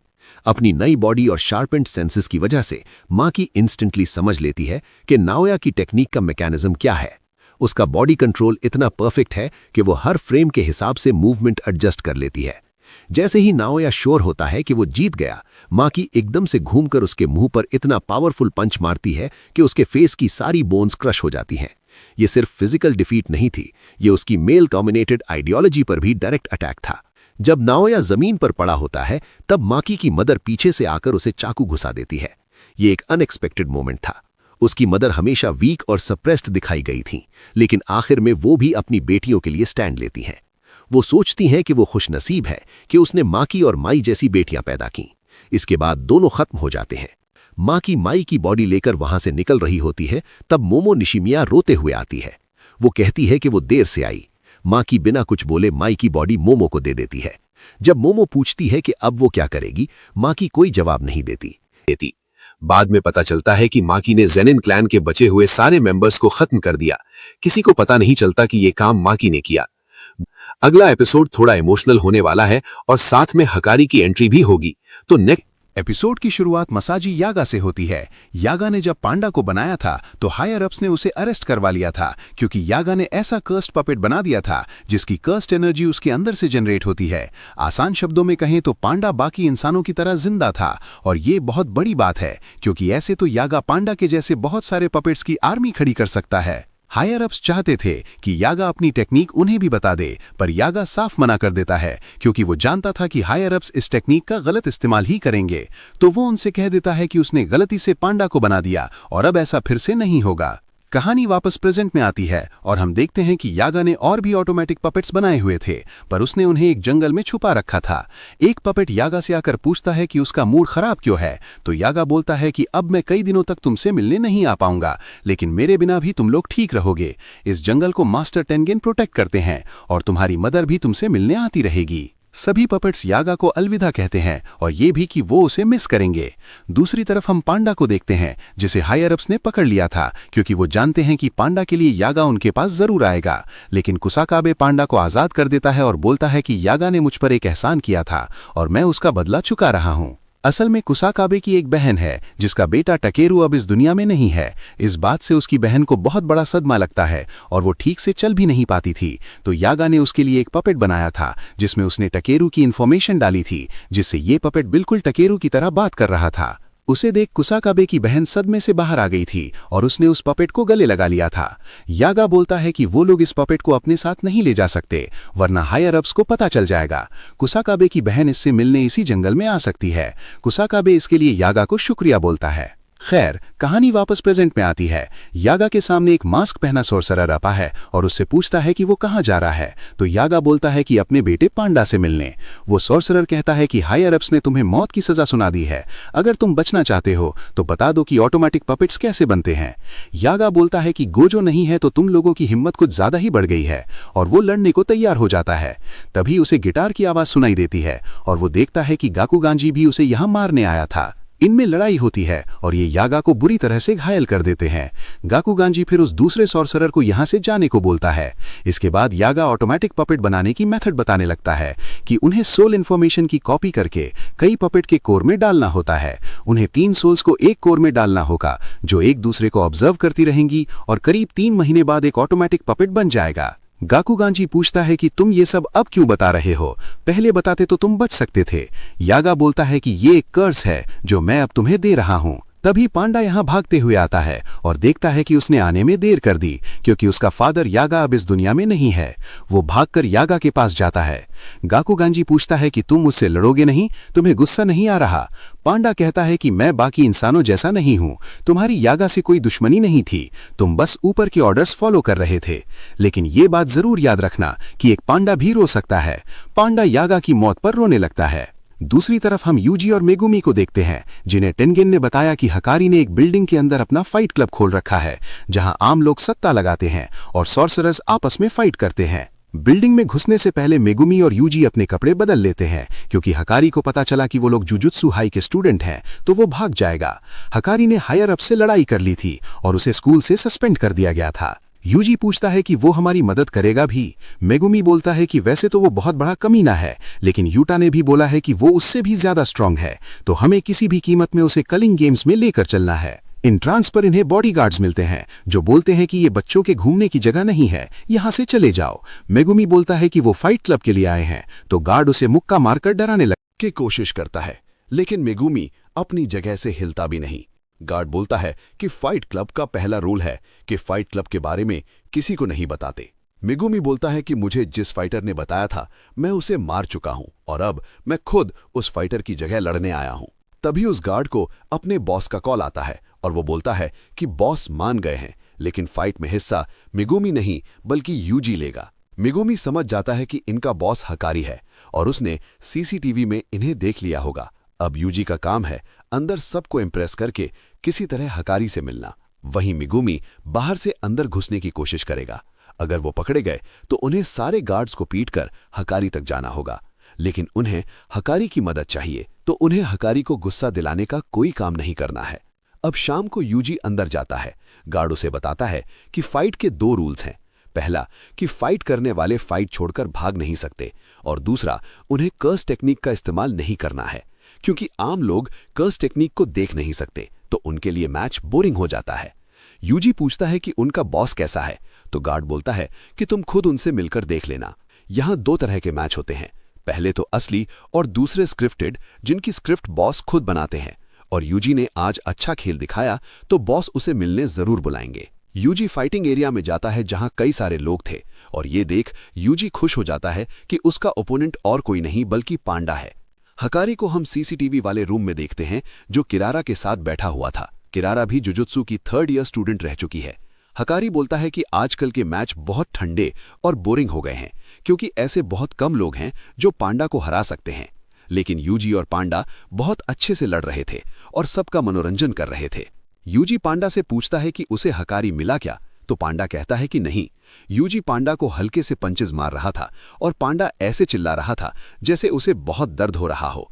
यूजी अब उसे एक नकली मुक्का मारता है और पांडा दूर जाकर गिरता है और बोलता है कि अरे बहुत जोर से मारा रे, मैं तो हार गया। यूजी की फाइट देख हकारी भी इंप्रेस हो जाता है और उसे अपने ऑफिस में मिलने बुलाता है। गार्ड की शैडो में छुपा मेगुमी भी ये बात सुन लेता है। पांडा और मेगुमी फिर जंगल में मिलते हैं। पांडा बताता है कि हकारी अपने ऑफिस में ही बैठा रहता है, लेकिन पांडा कभी उसके ऑफिस तक पहुंच ही नहीं पाता। ये शायद किरारा की कर्स टेक्निक की वजह से हो रहा होगा। मेगुमी पूछता है कि किरारा तो एक लड़का था ना, तो पांडा कहता है कि हाँ, स्कूल में वो लड़का ही था। खैर, अब सब कुछ यूजी के हाथ में है। पांडा कहता है कि यूजी की पर्सनालिटी हकारी को जरूर पसंद आएगी, लेकिन यूजी को ढंग से झूठ बोलना नहीं आता, तो वो पकड़ा ना जाए इस डर से दोनों डिसाइड करते हैं कि जैसे ही यूजी हकारी के रूम में जाएगा वो बाहर के सभी गार्ड्स को सुला देंगे। बस दिक्कत किरारा की टेक्निक है। इधर यूजी और भी मैच जीत जाता है और फिर हकारी उसे अपने रूम में बुलाता है। हकारी यूजी से पूछता है कि क्या तुम दिन में सिर्फ 1 घंटा काम करके महीने के 10,000 येन कमाना चाहते हो। यूजी पूछता है कि काम कौन सा करना है, तो हकारी कहता है कि वो जानने के लिए तुम्हें 20,000 येन देकर एक कोर्स खरीदना होगा। यूजी बोलता है कि ये तो स्कैम है। हकारी कहता है कि बिल्कुल सही कहा है, ये एक काफी जाना माना स्कैम है जिसमें एक आदमी खुद अमीर होने का नाटक करता है और बोलता है कि तुम्हें भी अमीर होना है तो मेरा कोर्स खरीद लो। लेकिन काफी मूर्ख लोग हैं जो इसमें फंस जाते हैं और इसका कारण है गर्मी। सबके अंदर गर्मी होती है अमीर बन के अपनी जिंदगी बदलने की। इसके बिना तो लोग प्यार भी नहीं कर सकते। और हकारी को गर्मी बहुत पसंद है और गर्मी का मतलब है गैम्बलिंग। दुनिया का हर आदमी जुआ खेलता है और वही लोग इसे बुरा बताते हैं जिन्हें हारने से डर लगता है। हकारी के लिए जुआ ही जिंदगी है और वो अपने फाइट क्लब को पूरे देश में फेमस करना चाहता है ताकि सबकी गर्मी उसके कंट्रोल में हो। कर्स्ड स्पिरिट्स के बारे में अब आम जनता को भी पता चल गया है और जुजुत्सु सॉर्सरर्स की बैंड बजी पड़ी है। यही सबसे अच्छा मौका है अपना बिजनेस बड़ा करने का और वो यूजी को भी इसका हिस्सा बनाना चाहता है। तभी हकारी को किसी का कॉल आने लगता है। हकारी अब यूजी से पूछता है कि कुछ ठंडा पियोगे, तो यूजी बोलता है कि कुछ भी चलेगा, बस दारू। हकारी बोलता है कि तुम्हें पता है सातोरू गोजो भी दारू नहीं पीता। अब यूजी कहता है कि ये सातोरू गोजो कौन है, कभी उसके बारे में सुना नहीं। और यहां उसका झूठ पकड़ा जाता है क्योंकि दुनिया में ऐसा कोई सॉर्सरर नहीं है जो गोजो को ना जानता हो। हकारी यूजी से बोलता है कि तुम जुजुत्सु हाई से आए हो ना, और ऐसा कहकर वो उस पर हमला कर देता है और बोलता है कि उसे किरारा का कॉल आ रहा है, मतलब जरूर कुछ गड़बड़ है। यूजी उसे बोलता है कि पहले मेरी बात सुन लो, लेकिन हकारी कहता है कि बिल्कुल नहीं, क्योंकि अब मैं ठंडा हो गया हूं। और ये एपिसोड यहीं पर एंड हो जाता है। तो एपिसोड की शुरुआत में हम मेगुमी को देखते हैं जो एक गार्ड की शैडो में छुपकर अंदर घुस आया था। फिर वो उस गार्ड को सुला देता है। दूसरी तरफ पांडा भी दो गार्ड्स के सामने एक टायर से खेल रहा होता है। दूसरा गार्ड पहचान जाता है कि ये तो हमारा फाइटर है, ना कि कोई मामूली पांडा। पांडा भी इन दोनों को सुला देता है और इमरजेंसी सीढ़ियों से ऊपर जाने लगता है जिन पर कोई सीसीटीवी नहीं लगे थे। ये दोनों फिर छत पर आ जाते हैं जहां हकारी का ऑफिस है, लेकिन तभी किरारा इनके सामने आ जाती है, जिसे देख दोनों चौंक जाते हैं क्योंकि उन्हें लगा था कि किरारा हकारी के साथ ही होगी। मेगुमी को देख किरारा सोचती है कि ये तो वही लड़का है जो यूजी के साथ आया था। पांडा ने इसे अंदर घुसा लिया, मतलब ये और यूजी दोनों जुजुत्सु हाई के स्टूडेंट हैं और हकारी पर खतरा है। वो ये बात बताने के लिए तुरंत हकारी को कॉल करती है। मेगुमी अब अपने डिवाइन डॉग से किरारा पर हमला करता है, लेकिन वो उसके डॉग को वापस उसी पर फेंक देती है। इसके बाद वो ऑफिस रूम की तरफ भागने लगती है। पांडा उसका पीछा करते हुए उसे समझाता है कि हम तुम्हारे दुश्मन नहीं हैं, हम बस हकारी से कुछ पूछने आए हैं। लेकिन किरारा कहती है कि अब उसे पांडा पर भरोसा नहीं है क्योंकि उसने उन्हें धोखा दिया है। किरारा की टेक्निक की वजह से पांडा उसके करीब जा ही नहीं पा रहा था। मेगुमी का डिवाइन डॉग किरारा का रास्ता रोक लेता है, लेकिन तभी मेगुमी भी अपने डॉग की तरफ खींचा चला आता है। मेगुमी को समझ ही नहीं आता कि आखिर किरारा की कर्स टेक्निक है क्या, और हम देखते हैं कि पांडा के पीछे किसी तरह का स्टार बना हुआ था। मेगुमी किरारा से कहता है कि हम जुजुत्सु हाई के साइड से नहीं है, तुम्हें पता है ना कि टोक्यो में क्या हो रहा है, वहां जो बैरियर्स बने हैं वो कलिंग गेम का हिस्सा है और हमें हकारी की मदद चाहिए। पर किरारा सुनने को तैयार नहीं थी। तो मेगुमी पूछता है कि तुम्हारे और हायर अप्स के बीच ऐसा क्या हुआ था कि तुम दोनों को जुजुत्सु हाई से निकाल दिया गया। पांडा बताता है कि जुजुत्सु हायर अप्स थोड़े कंजर्वेटिव्स हैं, उन्हें नई तरह की कर्स टेक्निक्स पसंद नहीं है। टाइम के साथ साथ जुजुत्सु नई टेक्नोलॉजी में मिक्स होता जा रहा है और हायर अप्स को ये पसंद नहीं है, जैसे कि हकारी की टेक्निक। किरारा कहती है कि हायर अप्स तो हमेशा से ही दिमाग से पैदल रहे हैं, लेकिन उनका रायता समेटने के लिए गोजो है ना, तो तुम्हें हकारी की जरूरत क्यों है। मेगुमी बोलता है कि गोजो सेंसे को सील कर दिया गया है, पर किरारा को इस बात पर बिल्कुल भी यकीन नहीं होता। मेगुमी सोचता है कि किरारा हकारी के सबसे क्लोज है, इन्हें किरारा को मनाना ही होगा। मेगुमी अब रैबिट एस्केप टेक्निक का इस्तेमाल करता है, जिससे यहाँ ढेर सारे रैबिट्स आ जाते हैं। लेकिन मेगुमी देखता है कि उन सब के ऊपर एक्स लिखा हुआ था और ऑफिस के गेट पर गैक्रक्स लिखा था। मेगुमी के रैबिट्स पूरी तरह से फेल हो जाते हैं। किरारा सोचती है कि वो अपनी टेक्निक से शिकिगामी को भी मार्क कर सकती है और ये रैबिट्स भी उसके डॉग की तरह मेगुमी से जाकर चिपक जाएंगे और मेगुमी को कुचल देंगे। लेकिन तभी मेगुमी सारे रैबिट्स को गायब कर देता है और फिर पांडा से पूछता है कि उसकी रैबिट टेक्निक कैसी थी। पांडा बोलता है एकदम मस्त, बहुत क्यूट रैबिट्स थे, लेकिन मुझसे कम क्यूट। मेगुमी बोलता है कि मेरा मतलब कौन कौन सी जगह वो नहीं जा पा रहे थे। तो पांडा कहता है किरारा और ऑफिस रूम। वो देखते हैं कि पांडा के ऊपर भी IMAI लिखा हुआ है और मेगुमी को भी अपने ऊपर X लिखा मिलता है। मेगुमी समझ जाता है कि किरारा की टेक्निक तारामंडल से कनेक्टेड है, वो जरूर सदर्न क्रॉस नाम के तारामंडल का इस्तेमाल कर रही है। ये सुन किरारा चौंक जाती है और मेगुमी को पता लग जाता है कि उसका तुक्का सही है। किरारा को टेंशन हो जाती है कि अगर मेगुमी को पता लग गया कि उसकी टेक्निक कैसे काम करती है तो वो ऑफिस रूम तक पहुंच जाएगा, पर वो उन्हें रोक के रहेगी। मेगुमी अपनी बहन सुमिकी का शुक्रिया अदा करता है क्योंकि बचपन में उसी ने मेगुमी को सदर्न क्रॉस के बारे में बताया था। ये सबसे छोटा तारामंडल होता है और इसमें 4 स्टार्स होते हैं और ये क्रॉस के शेप में होता है। किरारा ने चारों को अलग अलग स्टार का नाम दिया है, तो चारों को एक दूसरे से दूर रहना चाहिए, पर मेगुमी और पांडा एक दूसरे के करीब जा सकते हैं और किरारा भी ऑफिस डोर के करीब जा सकती है, पर वो दोनों किरारा या डोर के पास नहीं जा सकते। लेकिन किरारा चाहती तो दरवाजे के अंदर भी जा सकती थी, पर वो खुद भी बाहर ही खड़ी है। हो सकता है कि अंदर जाने का कोई फिक्स्ड रास्ता हो। पांडा बोलता है कि शायद उनके बीच कोई 5वां स्टार है और उन्हें पहले उसके पास जाना होगा, फिर ही वो किरारा या डोर तक पहुंच पाएंगे। किरारा को चिंता होती है कि उन्हें उनकी टेक्निक पता ना चल जाए, तो वो एक कार के ऊपर IMAI लिख देती है, जिससे वो कार जाकर पांडा से टकरा जाती है। पांडा उस कार को उठा के दूर फेंक देता है, तो वो कार वापस से उसके मुंह पर आकर लगती है। मेगुमी सोचता है कि किसी चीज पर स्टार लिखने के लिए किरारा को उसे छूना पड़ता होगा, लेकिन उसने मेगुमी को तो कभी छुआ नहीं, पर उसने मेगुमी के डिवाइन डॉग को छुआ था। यानी वो इंसान नहीं बल्कि सीधा कर्स्ड एनर्जी को मार्क कर सकती है। कार और डोर जैसी चीजों को मार्क करने के लिए पहले उनमें कोई कर्स्ड एनर्जी डाली गई होगी। वो कर्स्ड एनर्जी वाली दूसरी चीजें देखने लगता है और उसे एक पार्किंग स्पॉट दिख जाता है जिस पर मिमोसा लिखा हुआ था, यानी कि वही 5वां स्टार है। दोस्तों, किरारा की टेक्निक का नाम है लव रॉन्डेवो, जिसमें वो सदर्न क्रॉस तारामंडल का इस्तेमाल करती है। वो अपने टारगेट्स को 5 अलग अलग स्टार दे देती है। अगर वो 2 चीजों को सेम स्टार देती है तो वो आपस में चिपक जाएंगे, जैसे मेगुमी के शिकिगामी उससे जाकर चिपक रहे हैं। अब एक स्टार दूसरे स्टार के पास तभी जा सकता है जब वो एक फिक्स्ड रास्ते पर चले, और ये रास्ता है इन स्टार्स की पृथ्वी से दूरी, यानी मेगुमी को पहले मिमोसा को छूना होगा, तब जाके वो किरारा और ऑफिस के डोर तक पहुंच पाएगा। मेगुमी अब अपना एक रैबिट पांडा को देता है और पांडा उस रैबिट को पार्किंग स्टॉप की तरफ फेंकता है, यानी कि मेगुमी ने अब मिमोसा को छू लिया है। किरारा अब मेगुमी की तरफ भी कार फेंकने लगती है, लेकिन तभी किरारा के पीछे से डिवाइन डॉग आकर उसे पकड़ लेता है। किरारा को याद आता है कि मेगुमी ने तो अपने डिवाइन डॉग को गायब किया ही नहीं था, उसने उसे एक दीवार के पीछे छुपा दिया था। और जैसे ही उसके और मेगुमी के बीच में किरारा आई, उसने डॉग को रिलीज कर दिया और डॉग अपने साथ किरारा को भी खींचते हुए मेगुमी तक ले आया। किरारा को अब मजबूरी में अपनी टेक्निक को बंद करना पड़ता है। मेगुमी किरारा का हाथ बांध देता है और बोलता है कि अब हमारी बात ध्यान से सुनो। किरारा पूछती है कि तुम्हें कैसे पता कि डॉग इसी तरफ आएगा? तुम भी तो उसकी तरफ खींचे जा सकते थे। मेगुमी बोलता है कि ये एक तुक्का था, लेकिन वो अब समझ गया है कि जिसके पास ज्यादा कर्स्ड एनर्जी होती है उसी की तरफ बाकी चीजें खींची चली जाती हैं। पहले मेगुमी डॉग की तरफ खींचा चला गया था, लेकिन इस बार उसने अपनी कर्स्ड एनर्जी को बढ़ाकर डॉग को अपनी तरफ बुला लिया। मेगुमी का दिमाग देख किरारा उससे इंप्रेस हो जाती है।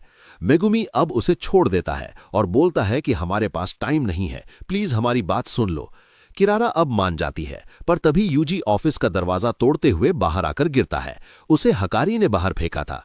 वो उसे एक और मुक्का मारता है और ये देख हैरान हो जाता है कि यूजी तो बचने की बिल्कुल भी कोशिश नहीं कर रहा और बोलता है कि तुम पागल हो क्या? यूजी मन में सोचता है कि उसे हकारी को खुद पर यकीन दिलाना ही होगा, इसीलिए वो ना तो पीछे हटेगा और ना ही पलटवार करेगा। ये देख हकारी उसकी बात सुनने को तैयार हो जाता है, लेकिन एक शर्त पे कि यूजी को अपने पैरों पर खड़ा रहना होगा। किरारा चिल्ला के बोलती है कि इन लोगों को तुम्हारी मदद चाहिए, पहले उनकी बात सुन लो। हकारी यूजी को एक और मुक्का मारता है, लेकिन यूजी वापस से उठ खड़ा होता है। हकारी पूछता है कि तुम्हें मुझसे ही क्यों मदद चाहिए, तो यूजी बोलता है कि मेरे सीनियर्स ने बताया है कि तुम स्ट्रांग हो। हकारी बोलता है कि मतलब तुम अपने साथ मेरी भी जान जोखिम में डालना चाहते हो। तुम मुझे अपनी गर्मी दिखाओ, तब जाके मैं तुम्हारी बात मानूंगा। प्रिंसिपल याग्रा ने इस साल कैसे लल्लुओं को भर्ती किया है? यूजी बोलता है कि मेरे अंदर कोई गर्मी नहीं है, मैं तो बस मशीन के अंदर लगा एक छोटा सा गियर यानी कॉग हूं, वो मशीन जिसका इस्तेमाल सॉसरस करते हैं कर्सेस को मारने में। हकारी कहता है कि तुम तो बोरिंग हो और उसे एक जोरदार पंच मारता है, जिससे यूजी दूर जाकर गिरता है। हकारी कहता है कि दर्द हुआ ना? गोजो सेंसे ने बोला था कि मेरी कर्स्ड एनर्जी बाकियों से थोड़ी ज्यादा कड़क है। वो पांडा और मेगुमी से बोलता है कि यूजी को लेकर यहां से दफा हो जाओ और वापस मत आना, लेकिन तभी यूजी उसके पीछे आकर खड़ा हो जाता है, जो देख हकारी को यकीन नहीं होता। यूजी बोलता है कि मैं बस एक कॉग हूं, लेकिन मशीन चलाने के लिए कॉग का भी इंपॉर्टेंट रोल होता है। मैं तब तक तुम्हारे सामने खड़ा रहूंगा जब तक तुम मान नहीं जाते। वो अब हकारी से पूछता है कि उसका रोल क्या है। हकारी मन में सोचता है कि तो ये है एक कॉग की गर्मी। वो उसे फिर से पंच मारने लगता है, तो किरारा उसे रोकते हुए बोलती है, तुम थक गए हो ना? हकारी अब रुक जाता है और बोलता है कि मैं तुम लोगों से डील करने को तैयार हूं। किरारा बताती है कि वो भले ही हायर अप से नफरत करते हो, लेकिन हकारी को सबसे ज्यादा गर्मी जुजुत्सु सोसाइटी में रहकर लोगों की मदद करने से ही मिलती थी। तभी यहाँ पर एक शिकीगामी आ जाता है। ये कोगामी है जो कि कलिंग गेम के बारे में बताने आया है। ये कहता है कि कलिंग गेम में एक नया रूल जोड़ा गया है, रूल नंबर 9। कोई भी प्लेयर किसी दूसरे प्लेयर की सारी इंफॉर्मेशन देख सकता है, उसके नाम, पॉइंट्स, उन्होंने कितने नए रूल्स जोड़े हैं और वो कौन सी कॉलोनी के बैरियर में हैं। हम देखते हैं कि ये नया रूल कशिमो नाम के प्लेयर ने जोड़ा था, जिसने ऑलरेडी इतने सारे सॉर्सरर्स को मार दिया था कि उसके 200 पॉइंट्स हो गए थे। लेकिन उसे सब लोग बहुत कमजोर लग रहे थे। 400 साल पहले के लोग ज्यादा स्ट्रांग थे जिनसे वो लड़ा करता था। कशिमो अब सीधा सुकुना से लड़ना चाहता था, इसीलिए वो अपने 100 पॉइंट्स का इस्तेमाल करके एक नया रूल बनाता है कि सभी प्लेयर्स एक दूसरे की इंफॉर्मेशन देख सकते हैं। और ये एपिसोड यहीं पर एंड हो जाता है। किसी देरी के एपिसोड की शुरुआत में हम ससाकी को देखते हैं। दोस्तों, ये लड़की यूजी की स्कूल वाली दोस्त है और यूजी इसके भूतिया क्लब में भी था। केंजा को यहाँ उसके सामने आता है और बोलता है कि वो एक सॉर्सरर है। उसने इस कॉलोनी में एक बैरियर बनाया है जिसके अंदर कलिंग गेम खेला जाएगा। यहाँ से थोड़ी दूरी पर एक एग्जीक्यूशन ग्राउंड है जो इस बैरियर का सेंटर पॉइंट है और ये बैरियर करीब 5 से 6 किलोमीटर जितना बड़ा है। केंजाकू ने इन बैरियर्स को बनाने में बहुत मेहनत की है, लेकिन वो किसी को यहाँ रुकने पर मजबूर नहीं कर सकता। जो हम लोग पहले से ही बैरियर वाली जगह में रह रहे थे, उनके पास एक मौका है कि वो इस बैरियर को छोड़कर जा सकते हैं। केंजा को खुद उन्हें बैरियर के बाहर छोड़कर आएगा और जाने के बाद उन्हें लगेगा कि वो कोई सपना देख रहे थे। ससाकी पूछती है कि क्या ये एक सपना है, तो केंजा को कहता है कि ये सपने और हकीकत के बीच की एक दुनिया है, एक कर्स की तरह। ससाकी यहाँ से निकलने का फैसला करती है और केंजाकू उसे अपने साथ बाहर ले जाने लगता है। वो रास्ते में उससे ये भी कहता है कि मेरे बेटे का दोस्त बनने के लिए शुक्रिया, जो बात उसे समझ नहीं आती। तभी उसकी नींद खुलती है और वो बैरियर के बाहर आ चुकी होती है। यहाँ उसे अपना दोस्त इगुची भी मिलता है। ये भी उनके भूतिया क्लब का मेंबर था। यहाँ हम ढेर सारे आम लोगों को देखते हैं। इन्हें केंजाकू ने बैरियर से बाहर निकाल दिया था। इनके सामने एक बड़ा सा काला बैरियर बना हुआ था। इन सब के सपने में केंजाकू आया था, लेकिन अपने बेटे वाली बात उसने सिर्फ ससाकी को बोली थी और तभी ससाकी को यूजी की याद आती है। दोस्तों, यूजी टेक्निकली केंजाकू का बेटा है क्योंकि उसकी माँ की बॉडी में केंजाकू ही था। खैर, दूसरी तरफ यूजी और मेगुमी हकारी को बताते हैं कि गोजो को सील कर दिया गया है, जो सुनकर वो चौंक जाता है। पांडा ये भी बताता है कि प्रिंसिपल यागा अब इस दुनिया में नहीं रहे। ये सुन यूजी और मेगुमी भी शॉक्ड हो जाते हैं क्योंकि ये बात उन्हें भी नहीं पता थी। पांडा बताता है कि शिबुया इंसिडेंट के बाद हायर अप्स यागा के पीछे पड़ गए थे। ये खबर सुन यूजी को बहुत बुरा लगता है क्योंकि यागा पांडा के फादर जैसे थे। हकारी को भी ये बात सुन अच्छा नहीं लगता क्योंकि जो भी लोग उसकी फिक्र करते थे वो अब इस दुनिया में नहीं है। इतना दुखी तो वो तब भी नहीं हुआ था जब याकुल के पिछवाड़े में तीर आके लगा था। हकारी अब कलिंग गेम में एंटर करने के लिए मान जाता है, लेकिन वो इन लोगों पर कोई एहसान नहीं कर रहा। उसे इसके बदले कुछ चाहिए। पांड्या जानता था कि वो जुजुत्सु के कानून में कुछ बदलाव करना चाहता है ताकि अपना फाइट क्लब वो खुले में चला सके, क्योंकि आम लोगों को जुजुत्सु के बारे में पता चल रहा है तो जुजुत्सु के कानून में भी कुछ बदलाव तो होंगे ही। मेगुमी बोलता है कि हकारी को जो भी चाहिए वो मैं करवा दूंगा क्योंकि मैं जेनिन क्लैन का हेड हूँ। ये सुन हकारी और भी ज्यादा चौंक जाता है। ये खबर तो उसे गोजो और यागा से भी बड़ी लगती है। हकारी मन में सोचता है कि अगर जेनिन फैमिली का हाथ उस पर रहेगा तो वो कोई भी कानून बनवा सकता है और वो मेगुमी से बोलता है कि पगले, हमें तो दोस्ती कर लेनी चाहिए। बेचारे हकारी को पता ही नहीं है कि माँ की जेनिन क्लैन के सभी लोगों को खत्म कर चुकी है और उसमें अब कोई बचा ही नहीं है। अब ये लोग सोचने लगते हैं कि कौन सी कॉलोनी में कौन जाएगा। तभी इनके पास एक शिकीगामी आ जाता है। इसका नाम कोगने है, जो इनको कलिंग गेम की खबर देने आया था कि काशिमो नाम के एक प्लेयर ने 100 पॉइंट्स देकर एक नया रूल जोड़ा है कि कोई भी किसी दूसरे प्लेयर की सारी जानकारी देख सकता है, जैसे कि उसका नाम, उसके पॉइंट्स और ये भी कि वो कौन सी कॉलोनी के बैरियर में है। कोगने बताता है कि वो यूजी का खबरी है जो उसे गेम से जुड़ी सारी इन्फॉर्मेशन देगा। अब ये सुन मेगुमी चौंक जाता है कि यूजी तो अभी गेम में एंटर किया भी नहीं है, तो ये कोगने उसके पास कैसे आ गया, यानी कि यूजी ऑलरेडी गेम का प्लेयर है। ये लोग समझ जाते हैं कि इसके पीछे सुकुना का हाथ है। उसने 1000 साल पहले केंजाकू से कॉन्ट्रैक्ट किया होगा, ठीक जैसे बाकी पुराने सॉर्सरर्स ने, कि अगर केंजाकू उन्हें वापस जिंदा करता है तो वो उसके कलिंग गेम में जरूर हिस्सा लेंगे। पर मेगुमी को ये बात समझ नहीं आती कि सुकुना की फिंगर खाना तो यूजी का फैसला था, जिससे सुकुना उसके अंदर जिंदा हुआ, या ये भी केंजाकू का ही कोई मास्टर प्लान था। खैर, ये लोग अब बाकी प्लेयर्स की लिस्ट देखने लगते हैं, जिसमें इन्हें काशिमो के बारे में पता चलता है, जिसने ऑलरेडी 200 पॉइंट्स कमा लिए हैं, यानी कि उसने कम से कम 40 लोगों को एलिमिनेट किया है। अब मेगुमी सोचने लगता है कि अगर वो लोग इस काशिमो को एक और नया रूल जोड़ने के लिए मना ले तो उन्हें किसी को मारना ही नहीं पड़ेगा। वो कोगने से पूछता है कि ऐसे कितने प्लेयर्स हैं जिनके 100 पॉइंट्स पूरे हो गए हैं, तो काशिमो के अलावा सिर्फ एक और प्लेयर था जिसके 100 पॉइंट्स थे। उसका नाम है हिगुरुमा। मेगुमी का प्लान था इन लोगों से ऐसे रूल्स ऐड करवाना जिससे तुसुमिकी जैसे मासूम लोग अपनी मर्जी से गेम छोड़कर जा सके। पहले तो इन्हें रूल नंबर 8 का इलाज करना पड़ेगा, जो था कि अगर किसी प्लेयर के पॉइंट्स 19 दिन तक नहीं बदलते तो उसे एलिमिनेट कर दिया जाएगा। तो ये लोग एक नया रूल जोड़ेंगे कि प्लेयर्स एक दूसरे को अपने पॉइंट्स ट्रांसफर कर सकते हैं। इससे प्लेयर्स आपस में पॉइंट्स बांट पाएंगे और उन्हें किसी को मारने की जरूरत नहीं पड़ेगी। दूसरा रूल ये लोग जोड़ेंगे कि प्लेयर अपने पॉइंट्स का इस्तेमाल करके गेम छोड़कर जा सकता है। हकारी बोलता है कि इतना बड़ा रूल तो गेम ही एंड कर देगा और इस तरह के रूल को गेम मास्टर मानेगा ही नहीं। तो मेगुमी बोलता है कि हम इस रूल में एक कंडीशन भी रखेंगे कि प्लेयर गेम के बाहर निकलेगा तो अपनी जगह किसी नए खिलाड़ी को अंदर भेज देगा। अब इनका प्लान बन गया था। इन्हें एंजल को ढूंढना था जो गोजो को प्रिजन रियल्म से आजाद करवा सकती है। साथ ही इन्हें काशिमो और हिगुरुमा को भी ढूंढना है, उनसे 2 नए रूल्स ऐड करवाने के लिए। इन्हें प्लेयर की लिस्ट में एंजल का नाम मिल ही नहीं रहा था। पांडा बोलता है कि शायद उसका असली नाम कुछ। हकारी पूछता है कि वो दिखने में कैसी है, तो मेगुमी बोलता है कि जब तुम उसे देखोगे तो समझ जाओगे कि वही एंजल है। हकारी बोलता है कि वो और पांडा नंबर 2 वाली कॉलोनी में जाएंगे, वहीं यूजी और मेगुमी नंबर 1 कॉलोनी में और किरारा बैरियर के बाहर ही रहेगी। काशिमो सबसे स्ट्रांग खिलाड़ी लग रहा है, तो हकारी को ही इससे लड़ना पड़ेगा। वहीं पांडा अपनी सूंघने की शक्ति से एंजल का पता लगाएगा। किरारा पूछती है कि वो उनके साथ क्यों नहीं चलेगी, तो हकारी बोलता है कि यूता जब से बैरियर में गया है उसने इन्हें कॉल नहीं किया है, मतलब बैरियर के अंदर जाते ही इनका बाहर की दुनिया से कनेक्शन कट हो जाएगा। तो बाहर की खबर रखने के लिए किसी को तो रुकना होगा। यूजी नहीं चाहता था कि वो और मेगुमी एक ही कॉलोनी में जाएं, क्योंकि उसे डर था कि सुकुना मेगुमी के साथ कुछ कर न दे। पर मेगुमी उसे बोलता है कि ऐसा कुछ नहीं होगा और हकारी ने जो प्लान बनाया है वो सही है। खैर, अगले दिन यानी 12 नवंबर को ये सब लोग बैरियर के पास पहुंच जाते हैं। कोगाने इन्हें एक्सप्लेन करता है कि इस बैरियर के अंदर कलिंग गेम चल रहा है। अगर ये लोग इसमें एंटर करते हैं तो ये भी इस गेम के खिलाड़ी बन जाएंगे। यूजी, मेगुमी, हकारी और पांडा इसके लिए हां कर देते हैं। नंबर 1 कॉलोनी के अंदर हम हनियू नाम की एक औरत को देखते हैं जो वॉकी टॉकी से रिन नाम के लड़के से बात कर रही थी और पूछ रही थी कि और कितना टाइम लगेगा। वहीं रिन आसमान की तरफ देखते हुए किसी चीज का इंतजार कर रहा था। हनियू अब अपनी कर्स टेक्निक एक्टिवेट करती है, जिससे उसके बाल किसी जेट के इंजन में बदल जाते हैं और वो एक प्लेन की तरह उड़ने लगती है। कॉलोनी के बाहर यूजी और मेगुमी बात कर रहे थे। मेगुमी कहता है कि इन्हें पुराने सॉर्सरर्स से थोड़ा बच के रहना होगा, क्योंकि उनके लिए इंसानों की जान की कोई कीमत नहीं है। 1000 साल पहले तो लोगों को लड़ने में ही मजा आता था। शायद इसीलिए उन्होंने केंजाकू के साथ कॉन्ट्रैक्ट बनाया होगा और वो कलिंग गेम के खिलाड़ी बने होंगे। काशिमो और हिगुरुमा दोनों पुराने सॉर्सरर्स लग रहे हैं, तो वो इतनी आसानी से इनकी बात नहीं मानेंगे। यूजी बोलता है कि इन्हें कर्स्ड स्पिरिट से भी बच के रहना होगा, खासकर रात में। मेगुमी बोलता है कि नए जमाने के सॉर्सरर्स जो चुमिकी की तरह मजबूरी में इस गेम में फंस गए हैं, वो जरूर इनकी बात मान जाएंगे। तो इनका सबसे पहला काम है हिगुरुमा को ढूंढना। ये लोग अब एक साथ बैरियर में एंटर करते हैं और ऐसा करते ही ये लोग अलग अलग होकर आसमान से नीचे गिरने लगते हैं। असल में जब भी कोई नया प्लेयर गेम में एंटर करता है तो वो आसमान से गिरते हुए आता है। 9 फिक्स्ड लोकेशंस हैं और प्लेयर इनमें से कहीं भी गिर सकता है। ये चीज रूल्स में नहीं लिखी गई थी। इन 9 लोकेशंस पर कुछ खिलाड़ी पहले से ही कैंप करके बैठे हुए थे, ताकि जैसे ही कोई नया बंदा आए तो ये उसे खत्म कर सकें। रिन आसमान से यूजी को गिरते हुए देखता है और सिग्नल दे देता है। तभी हनी उड़ते हुए आती है और यूजी को टक्कर मार देती है और दोनों एक बिल्डिंग से जाकर टकराते हैं।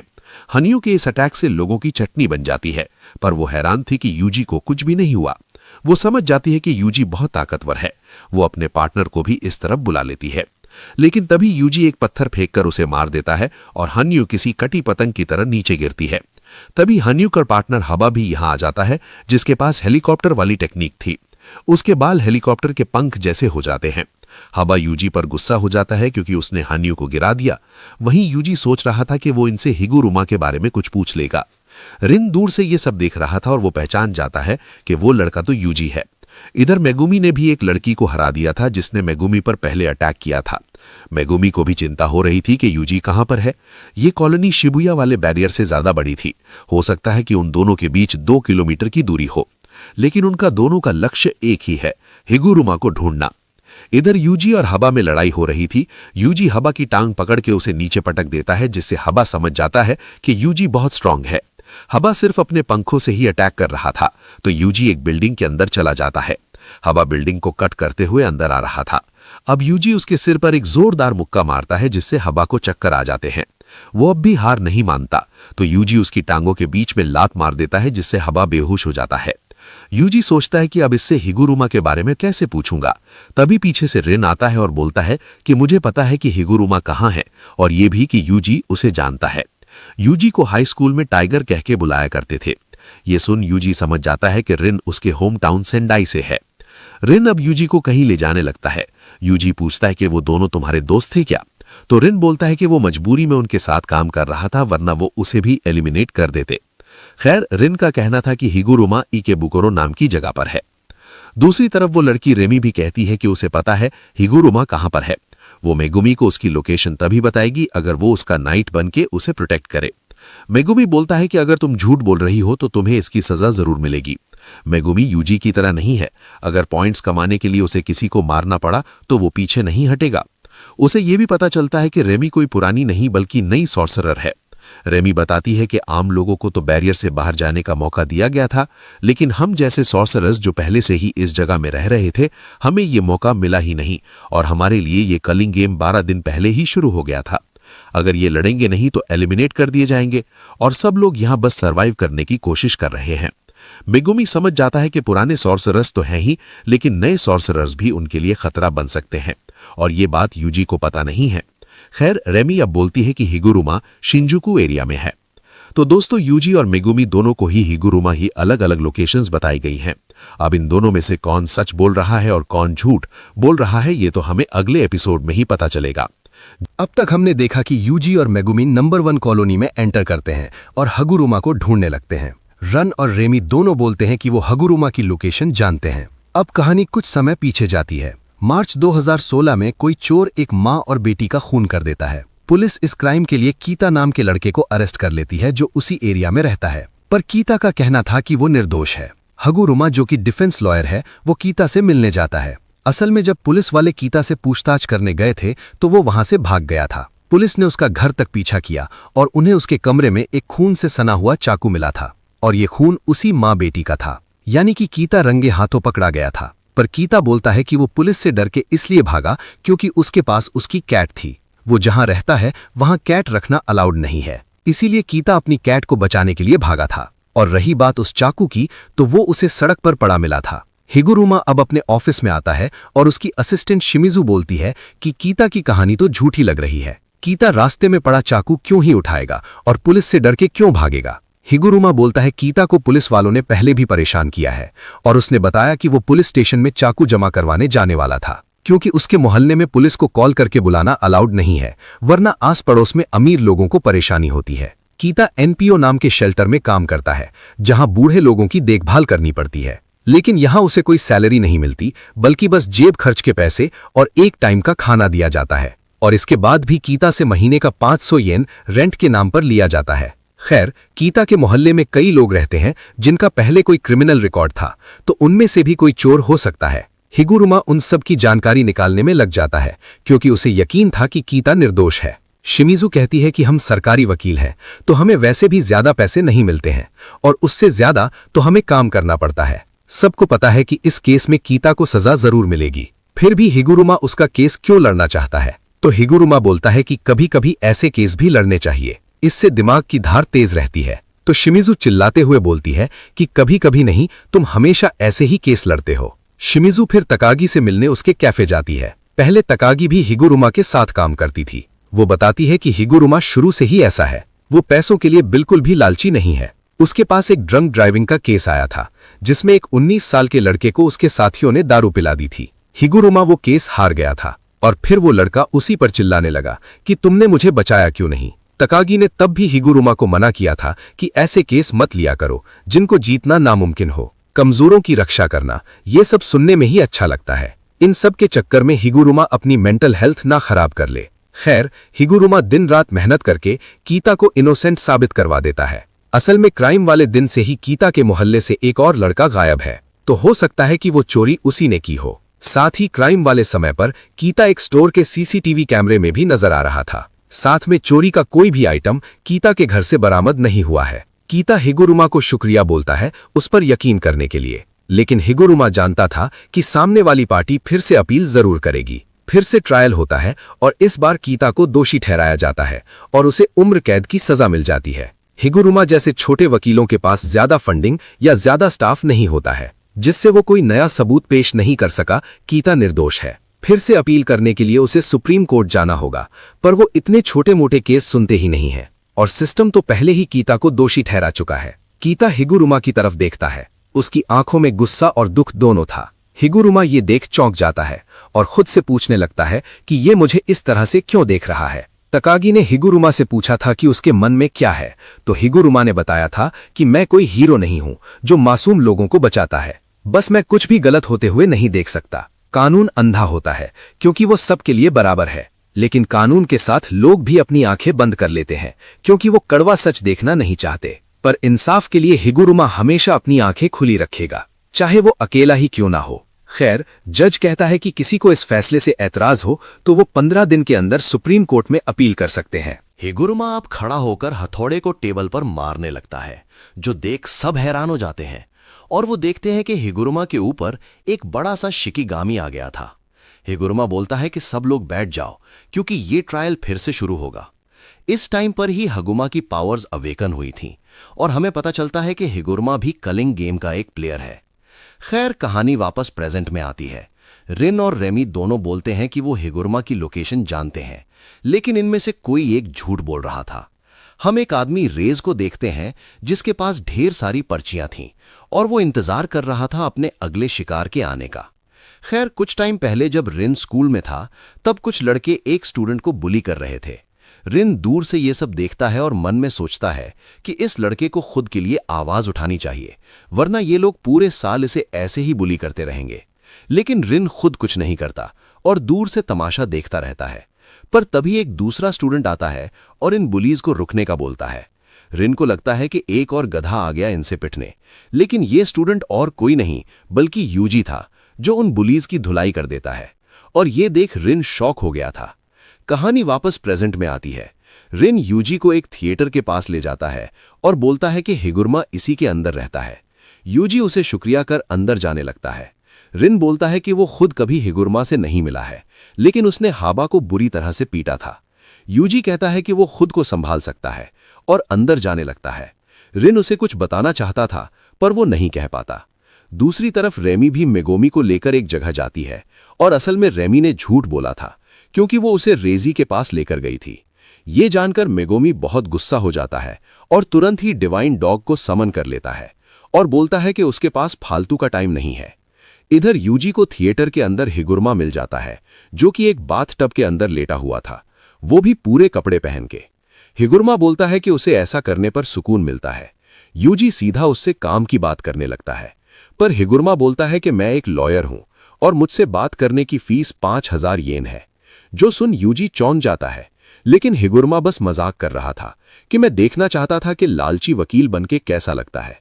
यूजी समझ जाता है कि हिगुरुमा कोई पुराना सॉर्सरर नहीं है बल्कि एक आम इंसान है जिसे जुजुत्सु की पावर मिल गई है, तो हो सकता है कि वो बातों से ही इसे मना ले।